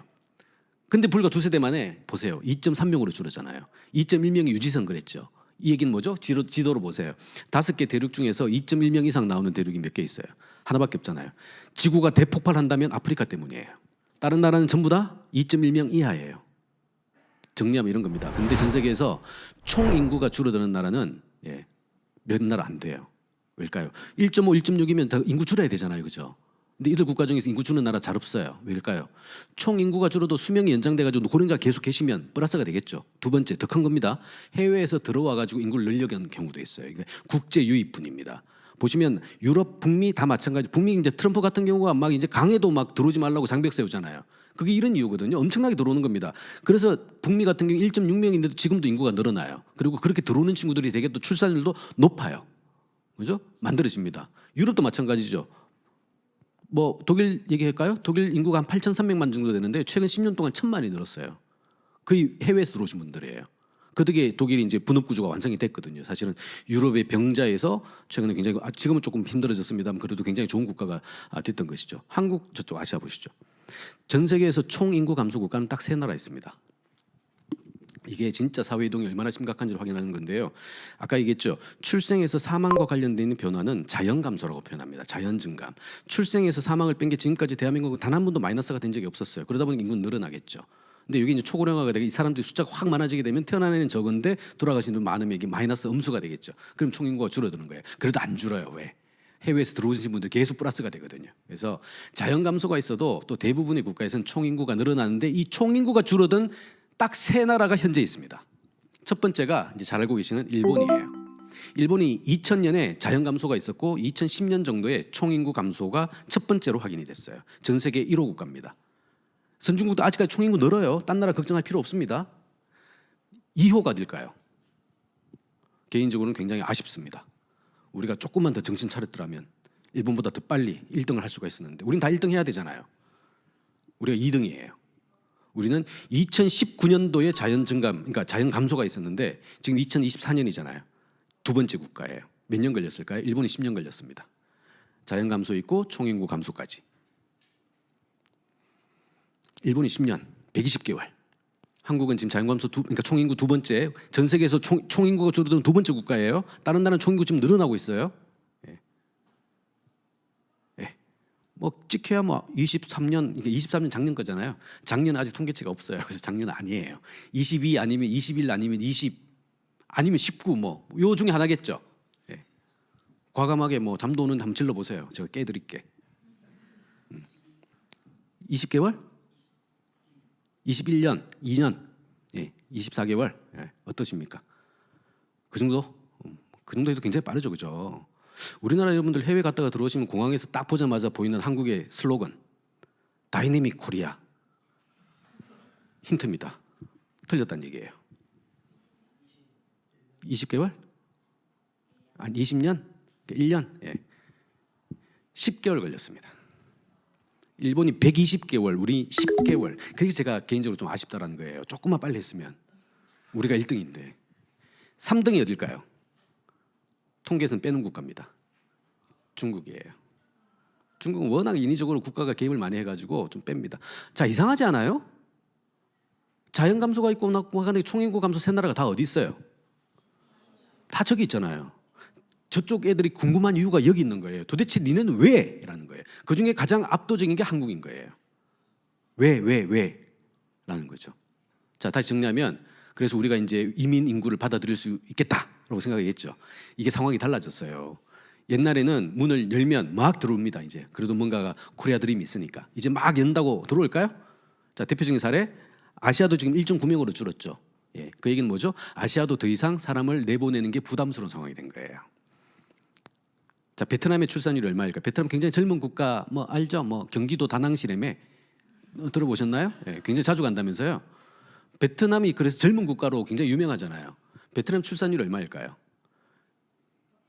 1.7명입니다. 걔네가 인구 유지가 안 돼요 지금. 그러면 베트남 당국이 젊은 애들이 나가는 거 나가세요 할까요? 나가서 열심히 일하셔가지고 본국에 돈 보내가지고 우리 캐피탈을 축적하는데 도움을 해주세요 라고 할까요? 자, 첫 번째 일단 잘 안 보낼 겁니다. 두 번째, 베트남 친구들은 핸드폰이 없나요? 왜 한국 가죠? 저기 독일 가고 캐나다 가면 집도 주는데 왜 굳이 민족주의 근성이 남아있는 한국에 들어가죠? 똑똑해진 거거든요. 정보 판단 능력이 좋아진 거예요. 자, 이 그림은 의미하는 게 뭐냐면 이민 이슈는요, 전 지구적인 국가 형태의 리크루팅 경쟁으로 비화될 확률이 굉장히 높아요. 지금 빨리 확보하지 않으면 다 뺏길 겁니다. 그러면 아까도 얘기했죠? 영내에서의 노동 분업 구조가 깨져요. 그러면 고등 한 마리 10만 원 갑니다. 어떻게 할 거냐는 거죠. 근데 우리는 여전히 문만 열어주면 마치 돌 것처럼 전제를 깔고 있는 거거든요. 굉장히 쉽지 않습니다. 그래서 우리의 고정관념을 바꾸지 않으면 미래와 관련돼 있는 상황들이 쉽지 않게 바뀔 거다라고 이해를 해주시면 되고요. 자, 실제 진짜 고학력 대기업 모델을 쫓아서 서울로 얼마나 오는지를 보는 게 이 그래프예요. 이거 일본 겁니다. 일본이 얼마나 한국이 지네들보다 빠르면 이런 얘기를 경제재정 백세에 실었겠냐고요. 한참 전에. 독특한 구조인 거거든요. 왜 저 나라는 오로지 사람은 전부 다 서울일까? 말은 제주도고. 자기네들도 그렇긴 한데 한국만큼 심하진 않거든요. 본 거예요. 보시면 서울 수도권은 12%의 공간입니다. 면적이. 근데 인구가 몇 명이 살까요? 52%가 삽니다. 12%의 공간이 제공할 수 있는 자원의 양은 제한적이겠죠. 근데 52%가 그걸 다 가지려고 해요. 그러면 가격은 당연히 뛰겠죠. 부동산 같은 게 대표적인 거예요. 그러면 뛰면 거기 못 살면 빠져나가면 되잖아요. 세 번째 선이 서울입니다. 서울 인구는 줄고 있어요. 고학력 대기업 모델의 핵심은 서울인데 서울 인구는 줄어드네? 이건 무슨 의미죠? 라는 거예요. 자, 이 기준은 전부 다 주민등록 기준입니다. 자, 여러분들 주민등록 기준은요, 전 세계 표준 인구 동태예요. 그래서 모든 인구 동태의 기본 움직임은 다 주민등록 기준을 따집니다. 그런데 그럼 주민등록 기준이 맞아야 되죠, 그죠? 정확해야 됩니다. 그래서 실제 우리나라도 3개월 이상 공격이 되면 법적으로 주민등록을 옮겨가야 돼요. 여러분들 여기 앉아 계신 분들만 하더라도 지방에서 올라오신 분들 서울 이쪽에 오실 때 주민등록 갖고 오셨어요? 안 가지고 오시는 분들이 태반입니다. 이분들이 사실은 인구 통계를 다 흐트러뜨려요. 문제예요, 문제. 이걸 공식적으로 유령 인구라고 표현합니다. 죄송합니다. 유령 존재하는데 존재하지 않는 거. 왜? 주민등록은 고향에 있는데 몸은 서울에 있거든요. 고향 입장에서는 유령이에요. 그렇잖아요. 이런 기준으로 통계를 뽑다 보니까 통계가 다 틀려요. 0.72 작년 기준 0.7인데 이건 어딘가에서 높여줬겠죠. 어딘가에는 떨어뜨리겠죠. 서울이 보면 말도 안 되게 떨어뜨립니다. 아, 전라남도 이건 이제 연구 대상이에요. 17개 광역 중에서 굉장히 긴 시간 동안 압도적 1등이에요. 2023년 작년 기준 잠정치가 얘네들 0.97입니다. 제일 높아요. 근데 그러면 전라남도에 쓰는 뭐 독특한 정책이 있어야 되거든요. 자녀를 많이 낳는 뭔가 플러스적인 뭔가가 차별화된 정책이 있어야 되는 거 아닙니까? 근데 여기서 쓰는 거 딴 데 다 쓰고 있는 거예요. 근데 높아요. 뭐 논의입니다만 잘 모르겠어요. 그 이유가 뭔지. 그렇게 해주면 뭐하냐. 서울에 다 깎아먹는데. 자, 0.7이 뭐냐면 주민등록으로 0.9로 계산된 친구가 우리나라의 인구주택 총조사는 전부 다 미래 예측은 전부 다 이 친구가 앞으로도 50년 동안 0.9를 낳을 거야라는 전제하에 이제 쭉 당기는 거거든요. 근데 이 친구의 상당수가 지금 0.5의 영역에 와 있다 그랬잖아요. 그럼 0.5로 계산돼야 되잖아요. 실제로는. 이 0.4가 사실은 통계에 반영이 안 돼요. 근데 이건 국제 비교 통계입니다. 그러다 우리가 바꿀 수 있는 상황이 아니에요. 근데 다른 나라는 다 거의 맞아요. 왜일까요? 왜일까요? 아까 5가지 그래프 생각하시면 이 동그라미 생각하시면 답 나와요. 다른 나라는 사회 이동이 잘 없거든요. 고학력 대기업 모델 지내 공간 안에서 다 해결이 돼요. 근데 우리나라는 오로지 서울이거든요. 유독 각별하게 독특하게 튀어 보이는 사회 이동이 상식화되어 있는 국가가 한국이에요. 일본이에요. 중국이에요. 그걸 서구적 시선에서 봤을 때 이해가 안 되는 거예요. 유령 인구가 짜증난 일본에서 2015년에 야 유령 인구 잡아와. 잡아가지고 실제 있는 걸로 한번 빠져서 돌려봐봐. 한 결과가 이거예요. 여러분들 소멸이라는 단어 들어보셨죠? 소멸. 이제는 너무나 익숙하게 이제 이해되는 단어입니다. 소멸. 소멸이 뭘 가지고 소멸이? 그냥 얘기 들으면 좀 답답하지 않아요? 도대체 소멸이 뭔데 소멸 그러지? 라는 얘기들. 예. 이게 사실 이런 얘기입니다. 뭐냐면 소멸은요 정확하게 표현하면 아까 얘기한 유령 인구를 잡아내는 하나의 방식을 얘기하는 거예요. 자, 이런 겁니다. 일본에서 일본 겁니다. 최초로 한 건데요. 참고로 이제 파란 점이 뭐냐면 당시에 이제 1,800개 기초 지자체가 있었는데 기초 지자체 중에서 현재 대비 2050년에 현행 대비 인구가 절반 이상 줄어드는 애들 그 유령 인구 넣어서 그래요. 유령 인구 넣어가지고 반영해서 0.5 이하 이른바 소멸 경고가 떨어진 애들의 점을 찍은 거 이 지역이에요. 그 대부분이 파랗죠. 이 사람이 살지 않는 동네가 된다라는 거예요. 이 지도 보고 일본이 발칵 뒤집어집니다. 원래 이 정도 세려면 한 200년, 300년 걸리거든요. 근데 유령 인구 넣어버리니까 본 세대 안에서 자기 지역이 사라지는 거예요. 유령 인구 때문에. 여기 유령 인구 계시면 반성하셔야 돼요. 그래서 통계의 은밀성을 떨어뜨리거든. 자, 그렇다면 이 사람들 유령 인구를 어떻게 잡아낼 건데라는 거예요. 그렇게 개인적으로 움직인 거를 누가 유령 인구 아닌 걸 어떻게 할 겁니까? 그럴 때는 가장 설명력이 높은 인자를 끄집어냅니다. 설명력이 높은 인자. 그게 어떤 인자냐? 바로 20세에서 39세에 있는 여성 있죠. 요 여성을 인자로 봤어요. 사회 이동의 주요 인자로 봤습니다. 그럼 비교잣대가 있어야 되겠죠. 요 숫자와 해당 지역에 사는 65세 이상의 인구의 비율. 이게 0.5가 되면 쉽게 얘기해서 이게 둘인데 이게 1이 되면 어떤 문제? 0.5죠? 이렇게 나누면 이거는 소멸 위험. 넷인데 하나 소멸 확정. 대한민국은 현재 229개 중에서 180개가 소멸 위험. 일론이 나와요. 이제 저 문제 퀘스천 마크는 이거죠. 왜 여성이지? 왜 20세부터 39세 여성이지? 그럼 40세는? 39세가 40세 되면은 이 출산과 관련돼 있는 그 기능이 뭐 급격하게 떨어지나? 그럼 19세는 아기 낳으면 안 되나? 그렇지 않아요? 이상하죠? 그래서 소멸이라는 단어에 너무 겁내지 마세요. 그냥 인위적으로 설명하기 위해서 만들어낸 변수에 불과해요. 더 중요한 거 남자들은 카운터가 안 돼요. 왜 여성들을 썼을까요? 남자들은 사회이동을 하더라도 기껏 베스트 해봐야 맥스 해봐야 한 명 가는 거예요. 그죠? 한 명이 움직이는 겁니다. 근데 여성들은 미니멈 한 명이에요. 맞죠? 동의 안 해도. 그러니까 자기 혼자 가는 것도 혼자인데 어쨌든 잠재적으로 출산할 수 있는 여지가 있는 거거든요. 그래서 출산율로 따져도 0.7은 더 돼야 되잖아요. 최소한 잡아도. 그죠? 그래서 이 한 사람 이동하는 게 같은 유령 인구라도 훨씬 더 설명력이 있다고 본 거예요. 그래서 그 인자만 뽑아가지고 65세 이상 인구랑 이제 부양 인구죠. 피부양 인구랑 비교했을 때 이 비율을 가지고 소멸이라는 단어를 쓴 거예요. 그 얘기는 뭐죠? 설명력이 높긴 한데 전체를 커버하지는 못해요. 그래서 특정 지역이 소멸 확정이에요 얘기 들으면 그냥 좀 상황이 안 좋은갑다 정도 수준이지 갑자기 뭐 사라지거나 뭐 이런 건 아니에요. 이런 식의 맥락에서 나왔는데 문제는 이게요. 정책을 180도 바꿔버립니다. 이게 이제 여러분들의 기회예요. 뭐냐면 그 지도가 즉 유령 인구의 존재를 몰랐을 때는 전형적으로 어떤 정책을 펼쳐야 될까요? 막 매크로 정책을 펴니다. 지금 우리나라에서 많이 쓰는 거예요. 기업들이 돈 벌어가지고 수출 주도형의 산업도 해서 기업들이 돈을 벌어가지고 그 돈을 낙수 효과로 쭉 흘려보내는 방식으로 내수를 키우고 가는 이런 전략들을 쓰는데 그 인구 지도 한 장 보고 나서 완벽히 달라집니다. 어떻게? 첫 번째, 전교 1등의 도쿄 전출을 막아라. 이게 핵심이에요. 뭐 전교 꿀집 말할 것도 없고 그러니까 정책이 어떻게 바뀌죠? 인구 이동이 갑자기 국정 의제의 넘버원으로 등장을 해요. 원래 인구는 사실 그 정도로 굉장히 중요한데 이때까지 다 무시했거든. 그죠? 근데 인구 이동 그 핵심 뭐죠? 직주를 완성해라. 왜? 죽주가 분리되는 순간 출산이 낮아지거든요. 그다음에 그러려면 어떻게 해야 되겠습니까? 주 공간 안에서의 순환적인 경제 구형을 만들어야 되겠죠. 그러려면 내수를 키워야 돼요. 내수를 키워야 됩니다. 당연히 지역과 관련돼 있는 산업들을 부활해야 지켜야 되는 거예요. 특정의 산업을 그래야 이동하지 않거든요. 우리가 고학력 대기업들 때문에 서울 수도권 온다 그랬잖아요. 그걸 지방 지역에서 다 실현시켜 줄 수 있으면 이 사람이 굳이 움직이지는 않겠죠. 아까 얘기한 서구적 방식으로. 그래서 밑에 있는 세부 정책들이 이런 겁니다. 지방의 고용을 늘려라. 지방의 이주를 촉진시켜라. 지방의 이주는 오히려 서울에 사는 사람, 도쿄에 사는 사람들을 지방에 떨어뜨리는 방식을 얘기하는 거예요. 그래야 이제 균형들이 만들어진다는 것이죠. 핵심은 아까 얘기한 20대 30대에서 포함해서 아무래도 미래가 좀 긴 60년 이상 가지고 있는 청년들의 직주, 직업과 주거를 일치시키는 작업들이 굉장히 중요하다. 그러려면 결국 지역이 부활되지 않으면 이 방식은 어렵다라는 거예요. 근데 이게요 굉장히 어려운 얘기입니다. 왜냐하면 앞에 있는 얘기가요 수출 주도형의 성장 모형이에요. 뒤는 뒤집어 얘기하면 수출 주도형과 쌍벽을 이루는 바로 수입 대체형의 성장 모형입니다. 이거는 유럽이 전쟁 끝나고 나서 채택한 모형이에요. 바로 내수 중심의 모형이고 선진국 중심의 모형입니다.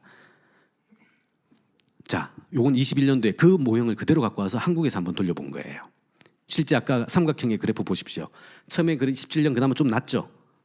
근데 그다음 한 세대가 지나고 나면 바로 역전됩니다. 이런 그래프 갖고 이런 인구 피라미드 가지고 있는 국가 잘 없어요. 우리나라가 유일합니다. 유령 인구를 넣었더니 어떤 일이 발생한다? 100년 후가 되면 한국 인구는 1,500만까지 줄어듭니다. 굉장히 빨리 변합니다. 이거는 우리가 알고 있는 유령 인구를 반영하지 않은 거는 굉장히 느긋하거든요. 근데 이 유령 인구 하나 넣었더니만 0.4를 반영했더니만 이렇게 지속 가능성이 한 큐에 떨어져요. 근데 중요한 건 뭐죠? 이 시점에 이 통계 데이터가 0.98명이 앞으로도 계속될 거라는 전제에 뽑았어요. 이게 2018년 통계 데이터를 가지고 돌렸거든요. 근데 작년에 얼마라고요? 기억나시나요? 아까 모두의 0.72. 이건 0.98로 계산했어요. 0.72로 계산해서 다시 봐야 되겠다, 그죠? 0.72로 넣으면 어떻게 될까요? 그래도 결혼하실 겁니까? 이게 결론이에요. 서울 더 빠른 속도로 줄고 있습니다. 서울은 특히나 이제 코로나 전국도 좀 있었고요. 해서 더 빠른 속도로 색깔이 진할수록 빨리 빠져나가는 건데요. 지금 930만밖에 안 되지 않습니까? 이러고 나니까 이제 다른 식의 대안 개념들이 등장하기 시작해요. 더 이상 주민등록 인구는 적어도 한국에서는 설명액이 별로 없으니까 워낙 사회이동이 많으니까 지금 정말 제대로 된 인구 통계 데이터가 없을까? 한 게 많이 들어보셨을 거예요. 바로 생활인구라는 단어입니다. 들어보셨나요?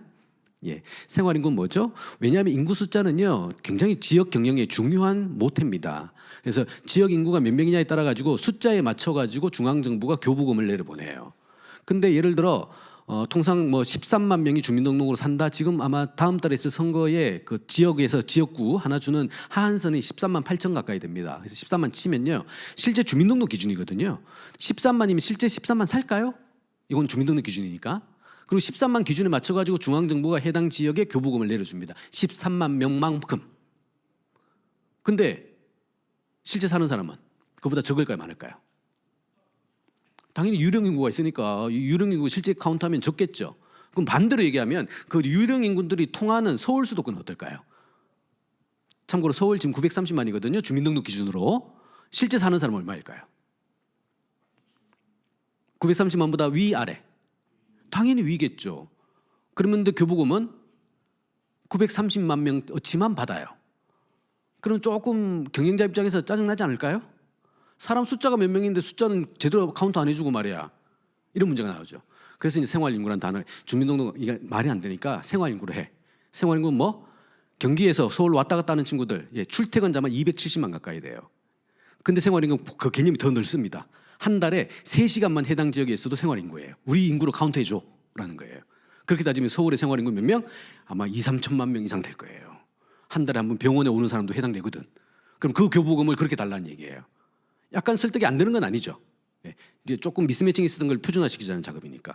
그런 식으로까지 정확성을 좀 새롭게 요구된 느낌들이 있다는 거. 이건 경기입니다. 이걸 가져오는 명확해요. 경기는요 지금까지 서울하고 인구 경합을 펼쳐도 늘 이겼어요. 아까 얘기했죠?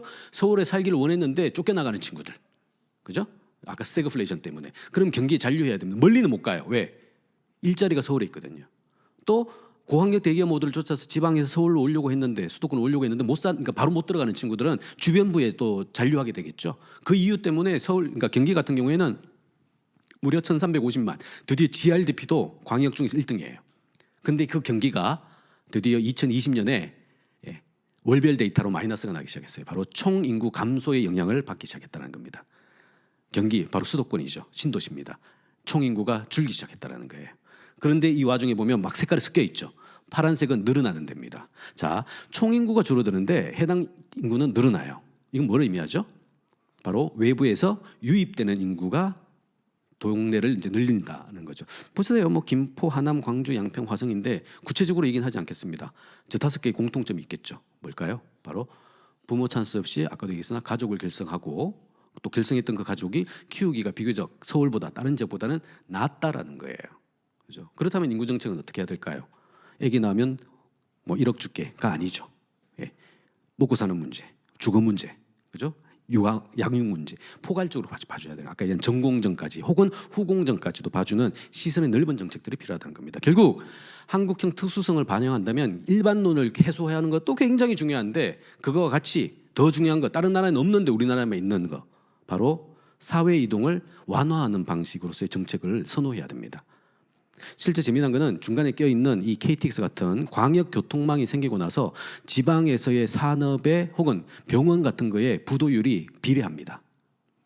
원래 이 교통을 잘 깔아준 건 뭐냐면 중앙에서의 자원들이 지역으로 잘 내려가 가지고 국토 균형 발전론을 만들자는 차원에서 막 광역 교통들을 깔아주는데 그 사이드 이펙트로 오히려 지방에 있는 것들이 더 빠른 속도로 서울을 향해서 쾌고속으로 날아간다는 것이죠.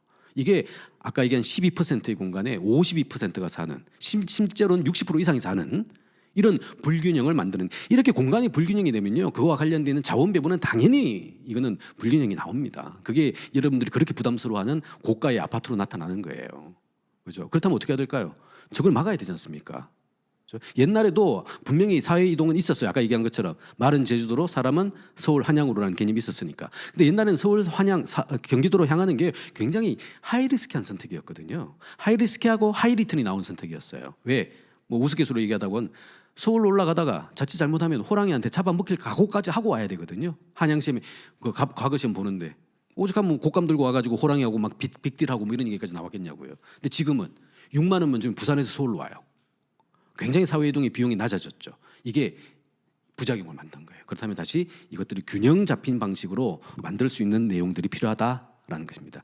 결국 간단하게 정리하면 이건 이제 중앙정부가 어떻게 해야 되는 거예요. 첫 번째는 뭐냐면 지금 이렇게 20년간 380조 뭐 이런 얘기 많이 들어보셨죠. 왜 안 될까라는 건데 많이 썼는데 또 효과도 있었는데 이 효과가 축적되면서 누적되면서 장기화가 안 된 것 같아요. 가장 큰 거는 거버넌스라고 표현하죠. 이 정책의 주체를 바꿔야 됩니다. 지금 이제 이거는 중앙부처 하나가 할 문제가 아니에요. 상단으로 가야 됩니다. 그죠? 대한민국은 굉장히 강력한 대통령제를 갖고 있잖아요. 바이든 행정부보다 한국의 대통령이 훨씬 더 파워풀합니다. 우리 한국의 대통령은요 사실 좀 미안한 얘기인데 우리 선진국이잖아요. 선진국은 대통령제가 잘 맞지 않습니다. 선진국 그러니까 대통령제 같은 강력한 의사결정 구조는 개도국에서 맞아요. 갈 길 바쁜 개도국에서 한정된 자원을 편차적으로 배분할 때 강력하게 짧게 의사결정 내려서 달려가자고 가야 되는 거거든요. 그때 우리 컨센서스 합시다면 배가 산으로 가요. 근데 선진국은 바로 컨센서스거든요. 길게 걸려도 좋으니 많은 사람들을 최대한 오케이를 받을 수 있는 정도로 설득도 하고 대화도 하자라는 거예요. 근데 아직까지 우리는 선진국인데 대통령제. 아까 얘기했죠? 우리나라 대통령은 법도 만들어요. 너무 상식적으로 알고 있죠? 예. 다른 나라 대통령 법 못 만들어요. 우리나라는 입법권도 가지고 있습니다. 더 중요한 거 바이든 대통령이 가장 부러워하는 거. 우리나라는 예산권도 갖고 있어요. 바이든은 예산권이 없거든요. 그러다 보니까 뭔 막 하려고 하면 공화당에서 바로 딴지 빡 끌어가지고 돈 지출 안 해. 그러면 연방 정부가 멈춰서고 말이에요. 이런 문제가 생기는 거거든요. 이런 구조 안에서 그 정도 급에서 사실은 인구 문제를 다뤄줘야 이 문제는 해결이 됩니다. 근데 지금 이제 부처 차원에서 하다 보니까 굉장히 제한적인 거. 두 번째는요, 구조를 바꿔줘야 돼요. 아까 얘기한 이 삼각형으로 만들어진 세대 부조형의 질서를 빨리 이런 식으로 안 바꿔주면 여러분들이 0.7보다 더 나쁜 상황으로 내몰릴 거라는 거죠. 희망이 없는데 어떻게 이를 낳습니까?라는 거예요. 구조를 바꿔줘야. 우리가 그러니까 자녀가 불행한 가장 중요한 뭐냐면요. 아까 프랑스 얘기했지 않습니까? 그 소위 70% 이상의 혼외자가 있는 프랑스 같은 경우에는 결혼의 전제가 뭐냐면 자녀예요. 자녀가 행복이라는 전제하에 만들어지는 사회인 거거든요.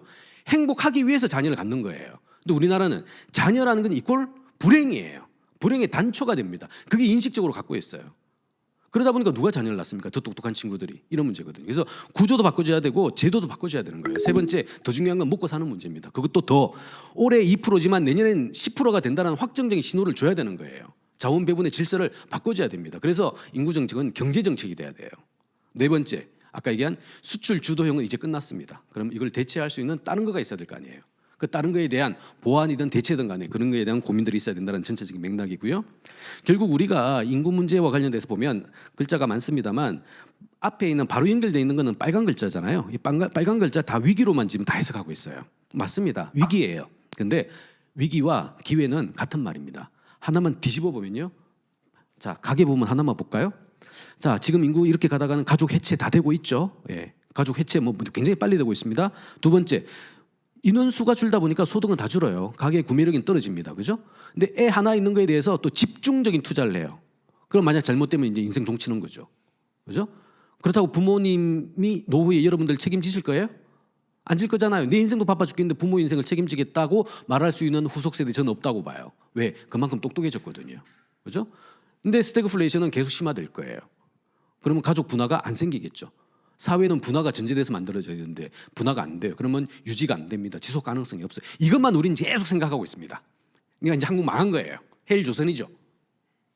근데 그 위에 파란 걸 보세요. 글자를 바꿔버리면 이게 굉장히 소중한 기회예요. 첫 번째, 애들이 줄어들었네?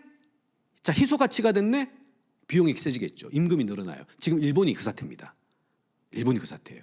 비용이 늘어납니다. 두 번째, 숫자가 줄었으니까 경쟁은 약화될 거 아니에요. 더 좋은 얘기죠. 오히려 혼자 더 키워가지고 고부가가치 사는, 옛날에 반도체 공장에 넣어가지고 막 돌렸던 걸 이제는 반도체 설계만으로도 충분히 고부가가치가 되는 거거든요. 그렇게 키워내면 되는 거예요. 그죠? 소득, 예, 아까도 얘기했지 않습니까? 여러분들은 아마 저기 당군 이래 가장 돈이 많은 부모님들을 갖고 계시거든요. 이 부모님들 그 돈 다 쓰고 가겠냐고요. 여러분 나한테 갈 거란 말이에요. 비록 여러분들이 버는 돈은 적지만.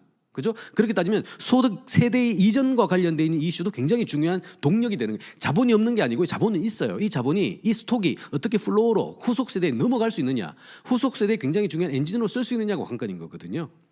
더 중요한 건 이제 사실은 허울뿐, 이 뭐라 그러죠? 우리 한국 사회 가장 큰 문제 중에 하나죠. 남들한테 보여주는 인생, 이것 때문에 굉장히 고달픈 건데 그거 할 필요 없잖아요. 보여줄 사람도 없고. 그렇게 해봐야 의미 없는 것도 아니까 본인이 인생에 집중하게 되지 않습니까? 미래가 아니라 현재의 나에 집중하는 느낌들. 그러면 만족성이 높아지거든요. 더 중요한 거, 인구가 많아야 행복한가요? 적어도 행복할 수 있잖아요. 이렇게 따진다면 이거는 굉장히 큰 기회예요. 나머지는 설명하지 않겠습니다만 이 정도로까지 사실은 굉장히 중요한 동력으로 생각한다면 기회가 된다는 겁니다. 자, 아까 얘기한 요소 투입형의 자본주의는 끝났습니다. 우리가 앞 단위에 80년, 90년대만 하더라도 한 10% 가까운 성장률을 만들어낼 때는 노동도 집어넣었고요, 자본도 집어넣었고요, 더 중요한 이 숙련이라는 건 난 눈에 보이지 않는 총요소 생산성 이런 단어를 쭉 집어넣으면서 성장을 했는데 우리 그래프는 이게 쭉 떨어졌어요. 자, 밑에 있는 지금 현재입니다. 노동 더 이상 늘지 않습니다. 그죠? 노동이 늘지 않으니까 자본도 제로로 수렴할 수밖에 없어요. 근데 우리는 많은 분들이 성장하기를 원해요. 결국 총요소 생산성을 늘려야 되거든요. 이게 쉽지 않은 거죠. 아니면 다른 식의 요소를 내야 돼요. 첫 번째 노동입니다. 노동 진짜 노동 없을까? 첫 번째. 우리 진짜 노동 없을까요? 자, 생산 가능 인구가 있고요. 생산 가능 인구가 이꼴 경제 활동 인구일까요? 어때요? 우리나라 이 가장 큰 문제입니다. 생산 가능 인구가 100이면요. 우리나라는 경제 활동 인구는 60밖에 안 나와요. 서구 사회는 보통 80, 북유럽은 90까지 나옵니다. 그 얘기는 뭐죠? 생산 가능한 사람들이 거의 대부분 완전 연소를 한다는 얘기예요. 그래도 부족하면 이민 데리고 오면 되죠. 우리는 지금 60밖에 안 돼. 40이 어디선가 놀고 있어요. 이 40이 어디선가에서 일자리를 구하는데 생산 가능, 그러니까 경제활동 인구가 아니거든요. 실업률에도 안 잡혀요. 대표적인 게 누구? 여러분들이에요. 알바하시는 분, 이거 다 불법이에요. 그렇게 따지면. 여러분들은 비경활 인구예요. 대학생들은. 비경활 인구가 감히 경제활동을 한다고요? 대표적인 거 65세 이상이 경제활동을 한다고요? 65세 이상은 생산 가능 인구 아닙니다. 생산은 15세부터 65세까지니까. 경제활동 하잖아요. 근데 경력 단절 여성 알바자리 일자리 구하려고 많이 노력하시거든요. 이분들 실업에 안 잡혀요. 자, 정리합시다. 결국 비경활 인구 중에서 노동활동을 하고 싶어 하시는 의지와 능력을 갖추신 분들이 많이 있는데 그분들을 기본적으로 빼고 경활 인구 안에서만 숫자가 적다고 얘기를 하고 있어요. 그래서 아까 로봇도 좋고 이민도 좋은데 안에 있는 우리 사람들끼리라도 전부 다 완전 연소시킨 다음에 부족할 때 데리고 오자라는 거예요. 결국 우리가 알고 있는 인구 감소가 노동 감소를 만들 것이라는 하나의 착각일 수 있다는 거예요. 이거는 제도 인식만 바꾸면 굉장히 많은 비경활 인구를 편입시킬 수 있어요. 두 번째, 자본도 마찬가지입니다. 한국에 자본이 없다고요? 아니요. 자본 많아요. 많아요. 자본이 잘 연결되지 않아서 문제인 거예요. 세 번째도 마찬가지입니다. TFP도 총요소 생산도 마찬가지예요. 자, 우리 타다 논쟁도 똑같습니다. 규제가 하나 바뀌고요. 질서가 하나 바뀌면 자본이 투입되지 않아도 부가가치가 만들어내는 거 많은 경험하셨을 거예요. 그죠? 노동 옛날로 가는 건 과거 모델이라고 했지 않습니까? 선진국들은 안 그래요. 관념, 인식, 기회 뭐 이런 것들, 문화 이런 거 하나 집어넣었더니만 굉장히 큰 걸 만들어내는 경우가 있거든요. 이런 식의 소위 요소 투입형의 자본주의의 큰 틀을 깨야 된다는 겁니다. 옛날 아까 보였던 그림이에요. 우리 전통 제조업을 통해서 수출의 방식으로 또 대기업이라는 주체를 통해 가지고 자 이제 두세 대 만에 여기까지 왔어요. 이거 정말 박수 쳐줘야 됩니다. 586 개띠들요 굉장히 고생 많이 하셨어요. 선배 세대를 우리가 그렇게 뭐 감정적으로 이렇게 공격할 필요 없습니다. 굉장히 잘했어요. 근데 지금 이제 여기 선 것 같아요.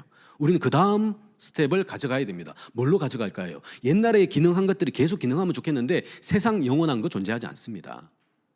그죠? 세상 영원한 출산은 6.5로 계속 나와야죠. 이 0.7이라는 것은 시대 변화가 바뀌었다는 거거든요. 자, 앞으로 어떻게 가야 될 건가라는 거예요. 결국 제조도 첨단 제조로 가야 됩니다. 노동이 투입되지 않는데도 부가가치를 만들어내는 제조.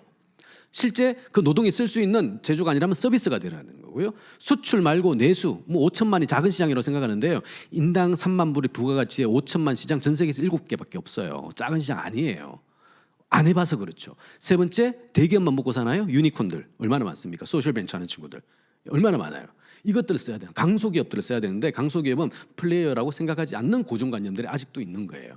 결국 이 단어들을 다 모으면 이거는 전부 다 로컬리즘이라는 단어로 마무리가 됩니다. 그죠? 바로 수도권 중심의 사고 체계를 깰 수 있는 유력한 보완, 대안 모델로 가능성이 있다는 것이죠. 앞으로 결국 로컬리즘은요 지속 가능한 성장을 위해서는 불가피합니다. 두 번째, 중앙 정부가 이걸 더 잘 알아요 이제. 그래서 중앙이 갖고 있었던 중앙 집권형의 역사성, 내용성들을 이제 밑에 쪽으로 좀 나누고 있습니다. 권력 하방들이 많이 내려가고 있죠. 통상적으로 이런 겁니다. 국세 지방세 비율이 지금까지는 8대2, 7대3 이런 얘기 많이 했어요. 근데 이게 일본이 유사한 상황이었는데 한 10년 동안 구조개혁을 했거든요. 얘네가 5대5까지 갔어요. 돈이 내려가면 지방이 돌아갑니다. 지금보다 훨씬 더 파워풀한 방식으로 돌아갈 거예요. 왜? 지방에 살아야 이동하지 않겠죠. 이걸 만들어내는 방식. 이게 바로 말 그대로 선진국의 연방제 국가를 가는 가장 중요한 맥락들이거든요. 독점에서 갈 수 있을 때의 설명이 있는 사회가 있고요. 그게 끝나고 나면 각각이 가장 자신의 칼라로 방식으로 잘 사는 모델을 만들어야 되는 거거든요. 결국 이것들이 사실은 마지막 우리 글로컬 이런 얘기도 많이 들어봤죠. 새로운 기회가 될 수도 있다는 겁니다. 단 노력하고 생존할 수 있는 쪽만 사실은 선택적으로 집중적인 자원이 투입돼서 남을 겁니다. 아까 일본 지도 보여드렸죠. 1800개 당시 시점이었는데 지금 그중에 100개가 사라졌습니다. 바로 주변 지역으로 인수합병돼서 자기 고향이 없어져요. 그렇죠? 수도권 집중도가 이 문제 만들었잖아요. 결국 명분과 실리를 합쳤을 때 이만한 대안은 없다라고 이해하시면 됩니다. 자, 간단하게 정리하면 이렇게 좋은 점수를 가지고 있는 한 지역이 있어요. 일본에서는 뭐 가장 행복한 마을이라고 얘기를 합니다. 저기 1년에 6개월이 눈 오는 동네예요. 저도 2번 가봤습니다. 진짜 사람 살기 힘들어요. 집안이 더 추워요. 세 번째, 모여서 뭔가 작당을 했어요. 네 번째, 1700개 기초지하철 중에서 인구가 늘어나는 게 한 10개 정도 있는데 이쪽 지역에 집중돼 있습니다. 어떤 짓을 했을까요? 공통점이 5개입니다. 첫 번째, 여성이 웃어요. 아까 얘기했죠? 경제활동 인구에 빠져있는 비경활 인구가 생산 가능 인구로 돌아갑니다. 두 번째, 이것을 뒷받침하는 강력한 지역 중심의 교육 체계를 갖고 있어요. 자치교육이라고 생각하죠. 세 번째, 그것들이 뭉치다 보니까 다른 지역하고 차별되어 있는 혁신적인 비즈니스 모델을 만들어냅니다. 이것들을 작당을 해서 만들어내요. 행정만 하는 게 아니고 민간만 하는 게 아니라 같이 모여서 합니다. 이걸 다중이해관계자 협치라 그러거든요. 바로 시민주역성. 이게 문화로 자리 잡아요. 굉장히 어려운 얘기인데요. 요 5가지 조건들만 좀 완화시킨다면, 강화시키고 연결시킨다면 충분히 풀어낼 수 있는 가능성이 있다라는 것이죠. 이런 겁니다. 지역은요 사실 굉장히 많아요. 지금까지 지역은 우리가 설명할 때 부채는 감추고요 자본은 필요 이상 강화시켰던 것 같아요. 아닙니다. 부채야말로 굉장히 좋은 거예요. 왜? 우리만 갖고 있는 약점이거든요. 그렇죠? 우리 저기 뭐 강원도에서 우리 고기 잡는 축제 한겨울에 하지 않습니까? 그거 왜 할까요? 굉장히 추운 게 장점이 되는 거거든요. 그래서 역발상의 가능성이 존재한다. 그래서 행정도 섞이고 다양화돼야 된다는 거고요. 순환 경제를 만들어내는 굉장히 중요한 느낌들이 있습니다. 이거는 똑같은 거예요. 임금 체계가 20대는 적고 50대가 많은 이유가 뭐죠? 라는 거예요. 이거 잘못된 겁니다. 한번 바꿀 거예요. 여러분들이 사회에 진입한 시점에는 이제 임금이 소위 연령별 격차는 없어질 겁니다. 제한될 거예요. 실제 그 작업들을 많이 하고 있습니다. 요거는요 고도 성장기인데 굉장히 유효한 전략이에요. 지금 유효하지 않습니다. 여러분들이 짜증내고 회사를 그만두는 굉장히 중요한 원인이거든요. 여러분들이 안 들어오면 매너리즘이 빠져요. 기업들이 잘 알아요. 받아들여야 됩니다. 그럼 임금의 중립화를 갈 수밖에 없다는 것이죠. 결국 세계 전체에 걸쳐 가지고 편차를 벗어난 새로운 인생들이 굉장히 많이 생기고 있습니다. 겁내지 마세요. 그냥 무조건 가면 됩니다.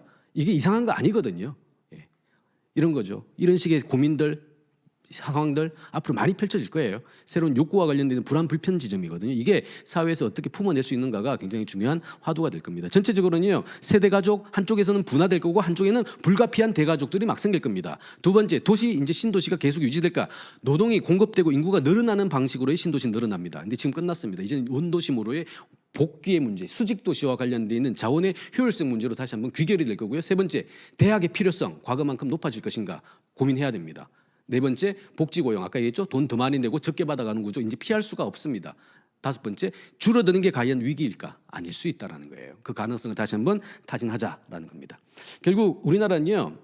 3세대가 지금 공존하고 있습니다. 저희보다 위에 있는 선배 세대들은요. 후진국에서 태어나셔가지고 고도 성장을 이끈 굉장히 중요한 분들이고요. 저희들 같은 경우에는 제가 이렇게 보여도 그 X세대거든요.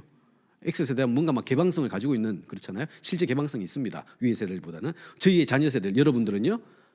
이미 준비가 다 끝났잖아요. 대학 진학률 75%인 나라가 어디 있어요. 언제 투입해도 다 이미 쓸 수 있는 완벽한 상황이 만들어진 거죠. 역동적이고요. 두뇌 좋아요. 이걸 어떻게 연결하느냐에 따라 가지고 새로운 모델을 만들 수가 있습니다. 반드시 옛날에 물량적으로 요소 투입형으로 만들어낸 시대는 끝났다는 겁니다. 핵심은 이제 인구는 늘어나지 않습니다. 두 번째, 1인 가구는 새로운 가족 유형을 대체할 거예요. 세 번째, 내수 굉장히 커질 겁니다. 그리고 목표 자체는 낮아집니다. 이제 저금리거든요. 마지막, 새롭게 펼칠 수 있는 인구 구조가 만들어내는 큰 시장, 바로 저출생 고령화와 관련된 이슈입니다. 이거는 사실상 우리가 버려서는 곤란한 새로운 거예요. 상식이 틀려졌는데 제도가 그대로예요. 그게 여러분들을 불편하게 합니다. 미스매칭이에요. 여러분들이 그걸 풀 수 있는 방식은 뭐죠? 바로 생각 인식부터 바꿔줄 수 있는 전방위적인 노력입니다. 제일 중요한 거는요. 여러분들이 기본적으로 선배 세대를 추격하고 또 추격했다면 역전할 수 있는 모델과 응원과 시스템을 갖춰주는 게 가장 중요하다는 게, 그렇지 않으면 굉장히 힘들어집니다. 결국 방향은 제도 중립성에 맞추는 게 우리 한국 사회의 인구 문제를 풀면서 더 중요한 건 0.72의 딜레마를 지속적으로 사회 발전에 동력화할 수 있는 가장 중요한 힌트가 될 수도 있겠다라는 생각을 합니다. 여기까지 하겠습니다. 고맙습니다.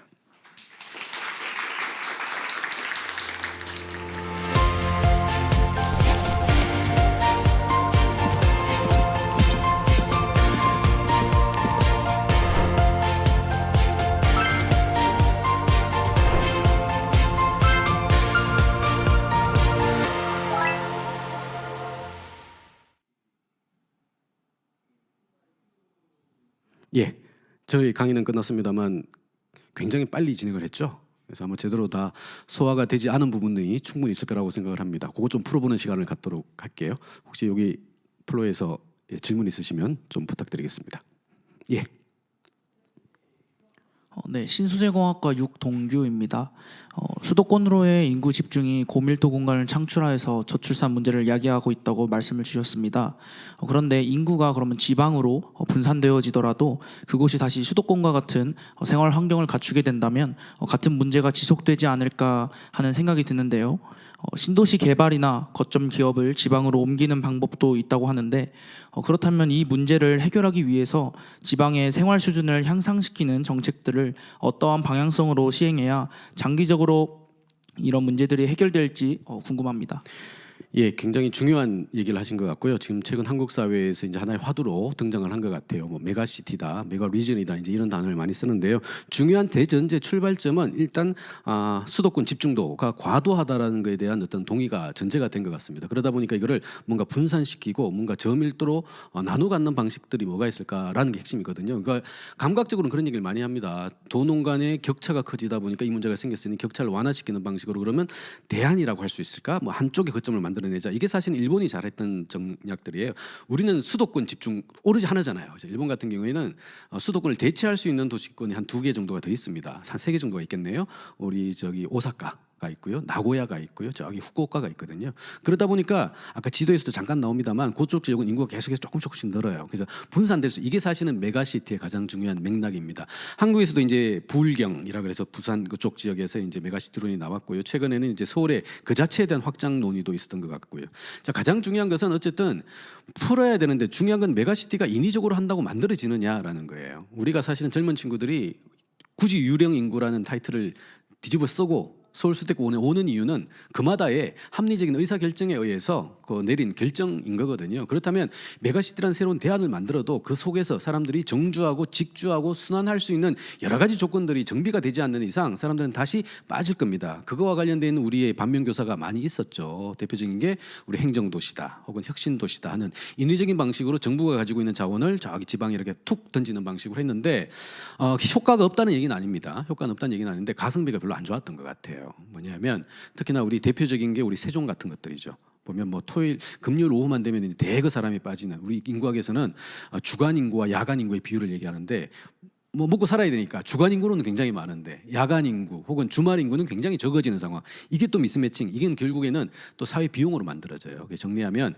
메가시티론 자체가 나쁘진 않은 것 같아요. 굉장히 유의미한 의미가 있을 것 같다는 건데 이거를 중앙 정부가 별도의 예산을 넣어가지고 또 다른 인위적인 방식으로 만들어내는 게 지금 서울에서 수도권 내 신도시 만드는 거와 뭐가 차이가 있냐라는 거거든요. 그래서 곤란하다. 결국 자연 발생적으로 중앙도 하지만 중앙의 힘을 받아서 지역 안에서 순환적인 수요 예측을 통해 가지고 자기네들이 가장 잘 살 수 있는 방식으로 조금 더디어 가더라도 이 방식으로 사실은 진행을 해야 되는 거예요. 근데 지금까지 안 됐던 이유는 가장 편한 방식으로 이걸 개발을 했거든요. 그래서 우리 KTX 얘기를 하면 막 호남선이다 경북선이다 이렇게 쭉 가다 보면 KTX 역들은 대개 어디 있습니까?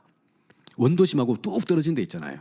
이게 사실은 편해서 그렇게 짓기가 편해서 이렇게 하는 건 있는데 그러다 보니까 원도심에 있는 사람들이 다시 이렇게 또 몰려가잖아요. 근데 또 다른 문제를 또 나와요. 원도심의 공동화의 이슈, 그다음에 신도심의 불가피한 확장들, 이게 계속 유지가 되면 되는데 이쪽이 유지가 되겠냐는 거죠. 왜 주말에 이분들도 다 빠져서 나가거든요. 그렇다면 사실은 또 다른 형태의 수도권의 블랙홀화가 심화되는 현상으로밖에 안 나올 것이다라는 거고 이왕 지사 만약에 그렇게 결정을 했다면 보다 더 지속적으로 갈 수 있도록 큰 그림은 그리더라도 그것을 운용하고 실제 움직이는 것은 사실상 굉장히 자율성이라든가 혹은 지방 아까 얘기한 로컬 쪽에 많은 주도권과 소위 자율권을 주는 게 필요하다라고 봅니다. 예.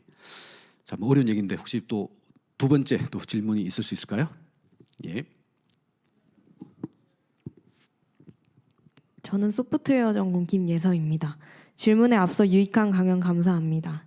교수님의 칼럼 중에서 출산율을 높이려면 낳으면 국가가 길러준다라는 의식을 가질 수 있어야 가능하다라는 구절을 읽은 적이 있습니다.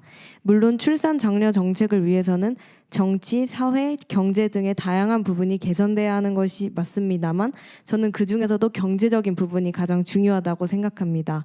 그렇다면 이 경제적인 지원의 관점에서 낳으면 국가가 길러준다라는 생각이 들 수 있으려면 어느 정도의 수준이 필요하다고 생각하시는지 교수님 의견 여쭙고 싶습니다. 예. 자 이제 불가피하게 이제 현행의 진단을 좀 해야 될 것 같은데요. 지금의 접근 방식이라는 것은 이제 출산율 0.72라는 게 이제 우리가 그 함몰되다 보니까 이 출산율을 높일 수 있는 방식에 대해서 이제 굉장히 천착을 하는 것 같아요.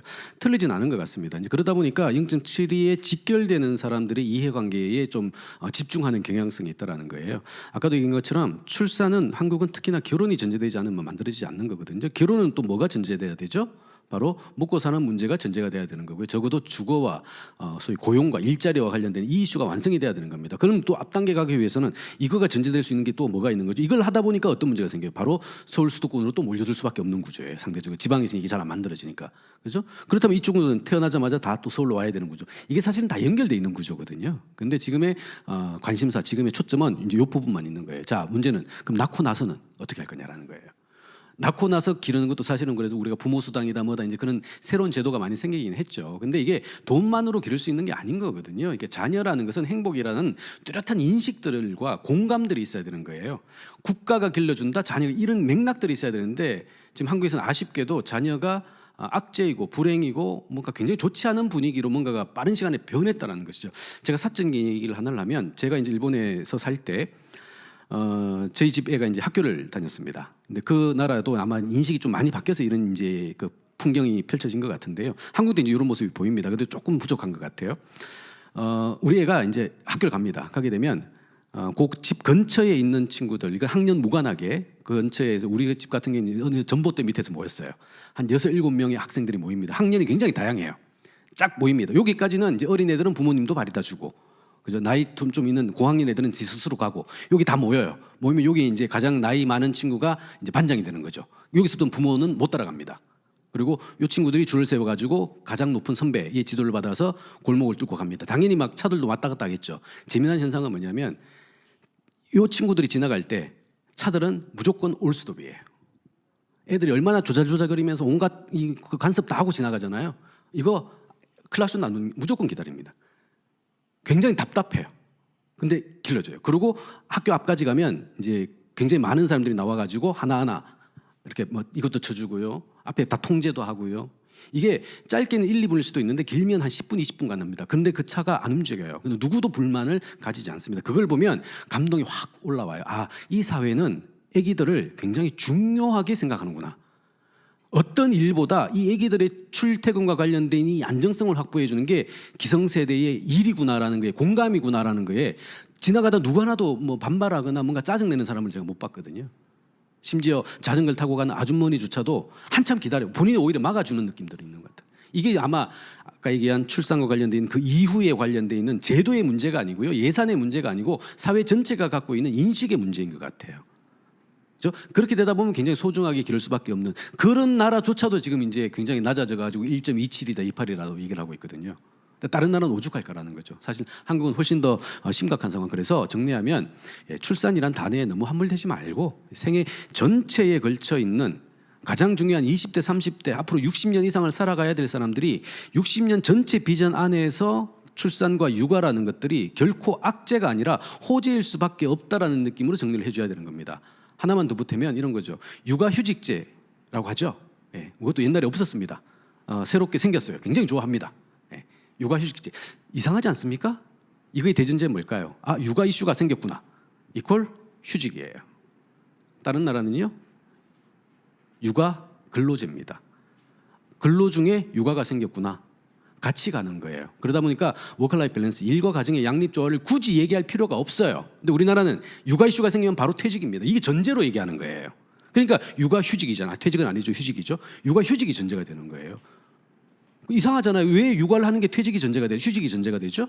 라는 거예요. 물론 많이 늘어난 상황입니다만, 좋아진 개선된 상황입니다만 여전히 아직은 가야 될 길이 멀다라는 거예요. 특히나 여성들, 똑똑해진 여성들, 커리어와 출산 두 개를 놓고 봤을 때 기회비용, 매몰비용, 탐색비용 답 안 나오잖아요. 그게 0.72를 만들었잖아요. 그 똑똑해진 친구들한테 왜 자꾸 과거에 편하게 썼던 정책들만 얘기를 하냐라는 것이죠. 달라진 방식대로 인식만 바꿔주면 사실은 이 친구들 다 준비가 돼 있는데, 그죠? 인생을 살면서 자기 DNA 한번 남겨보고 싶은 본능 없는 후속 세대가 어디 있겠냐고요. 연애하고 결혼하고 싶은 생각 없는 친구들이 어디 있겠냐고. 그걸 거세시키고 연기시킨 기성세대의 제도의 경직성에 대한 문제인 거거든요. 이걸 이제 어떻게 바꿔줄 수 있느냐가 사실은 가장 중요한 맥락일 수도 있겠다는 생각이 듭니다. 예, 세 번째 질문 있을까요? 예.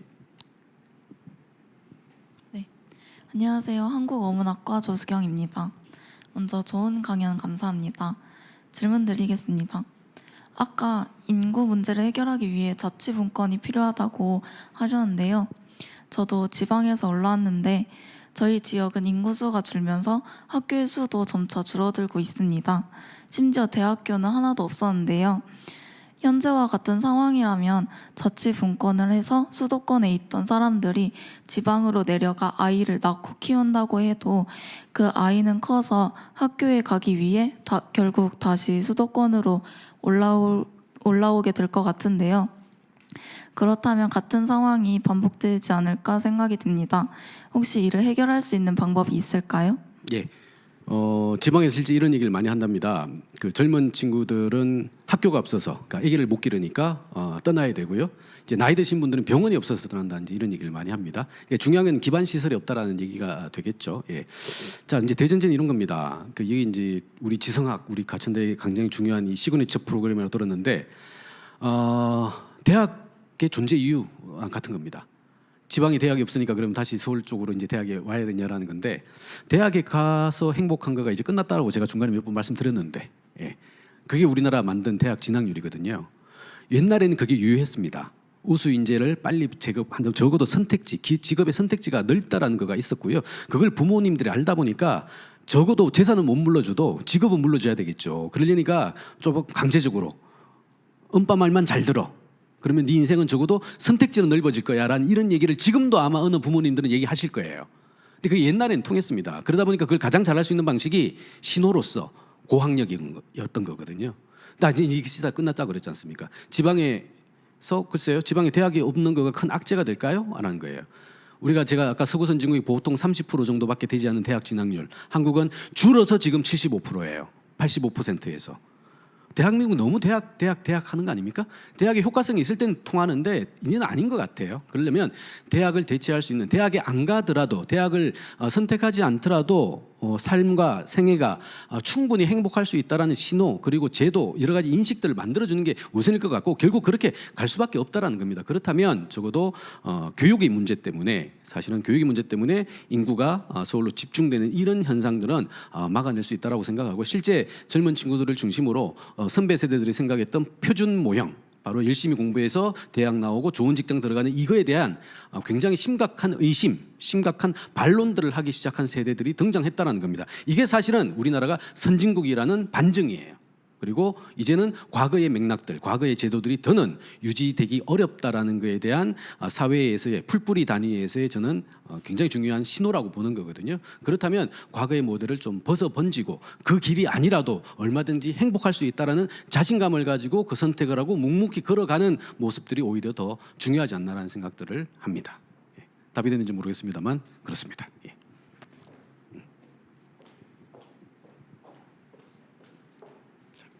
네, 교수님 오늘 시간 관계상 설명을 너무 잘 듣느라고 시간이 좀 많이 지체가 돼서요. 온라인 질문은 오늘은 생략하도록 하겠습니다. 그래서 지금까지 인구 변화에 대한 문제를 잘 설명해 주신 전영수 교수님께 큰 박수 부탁드립니다.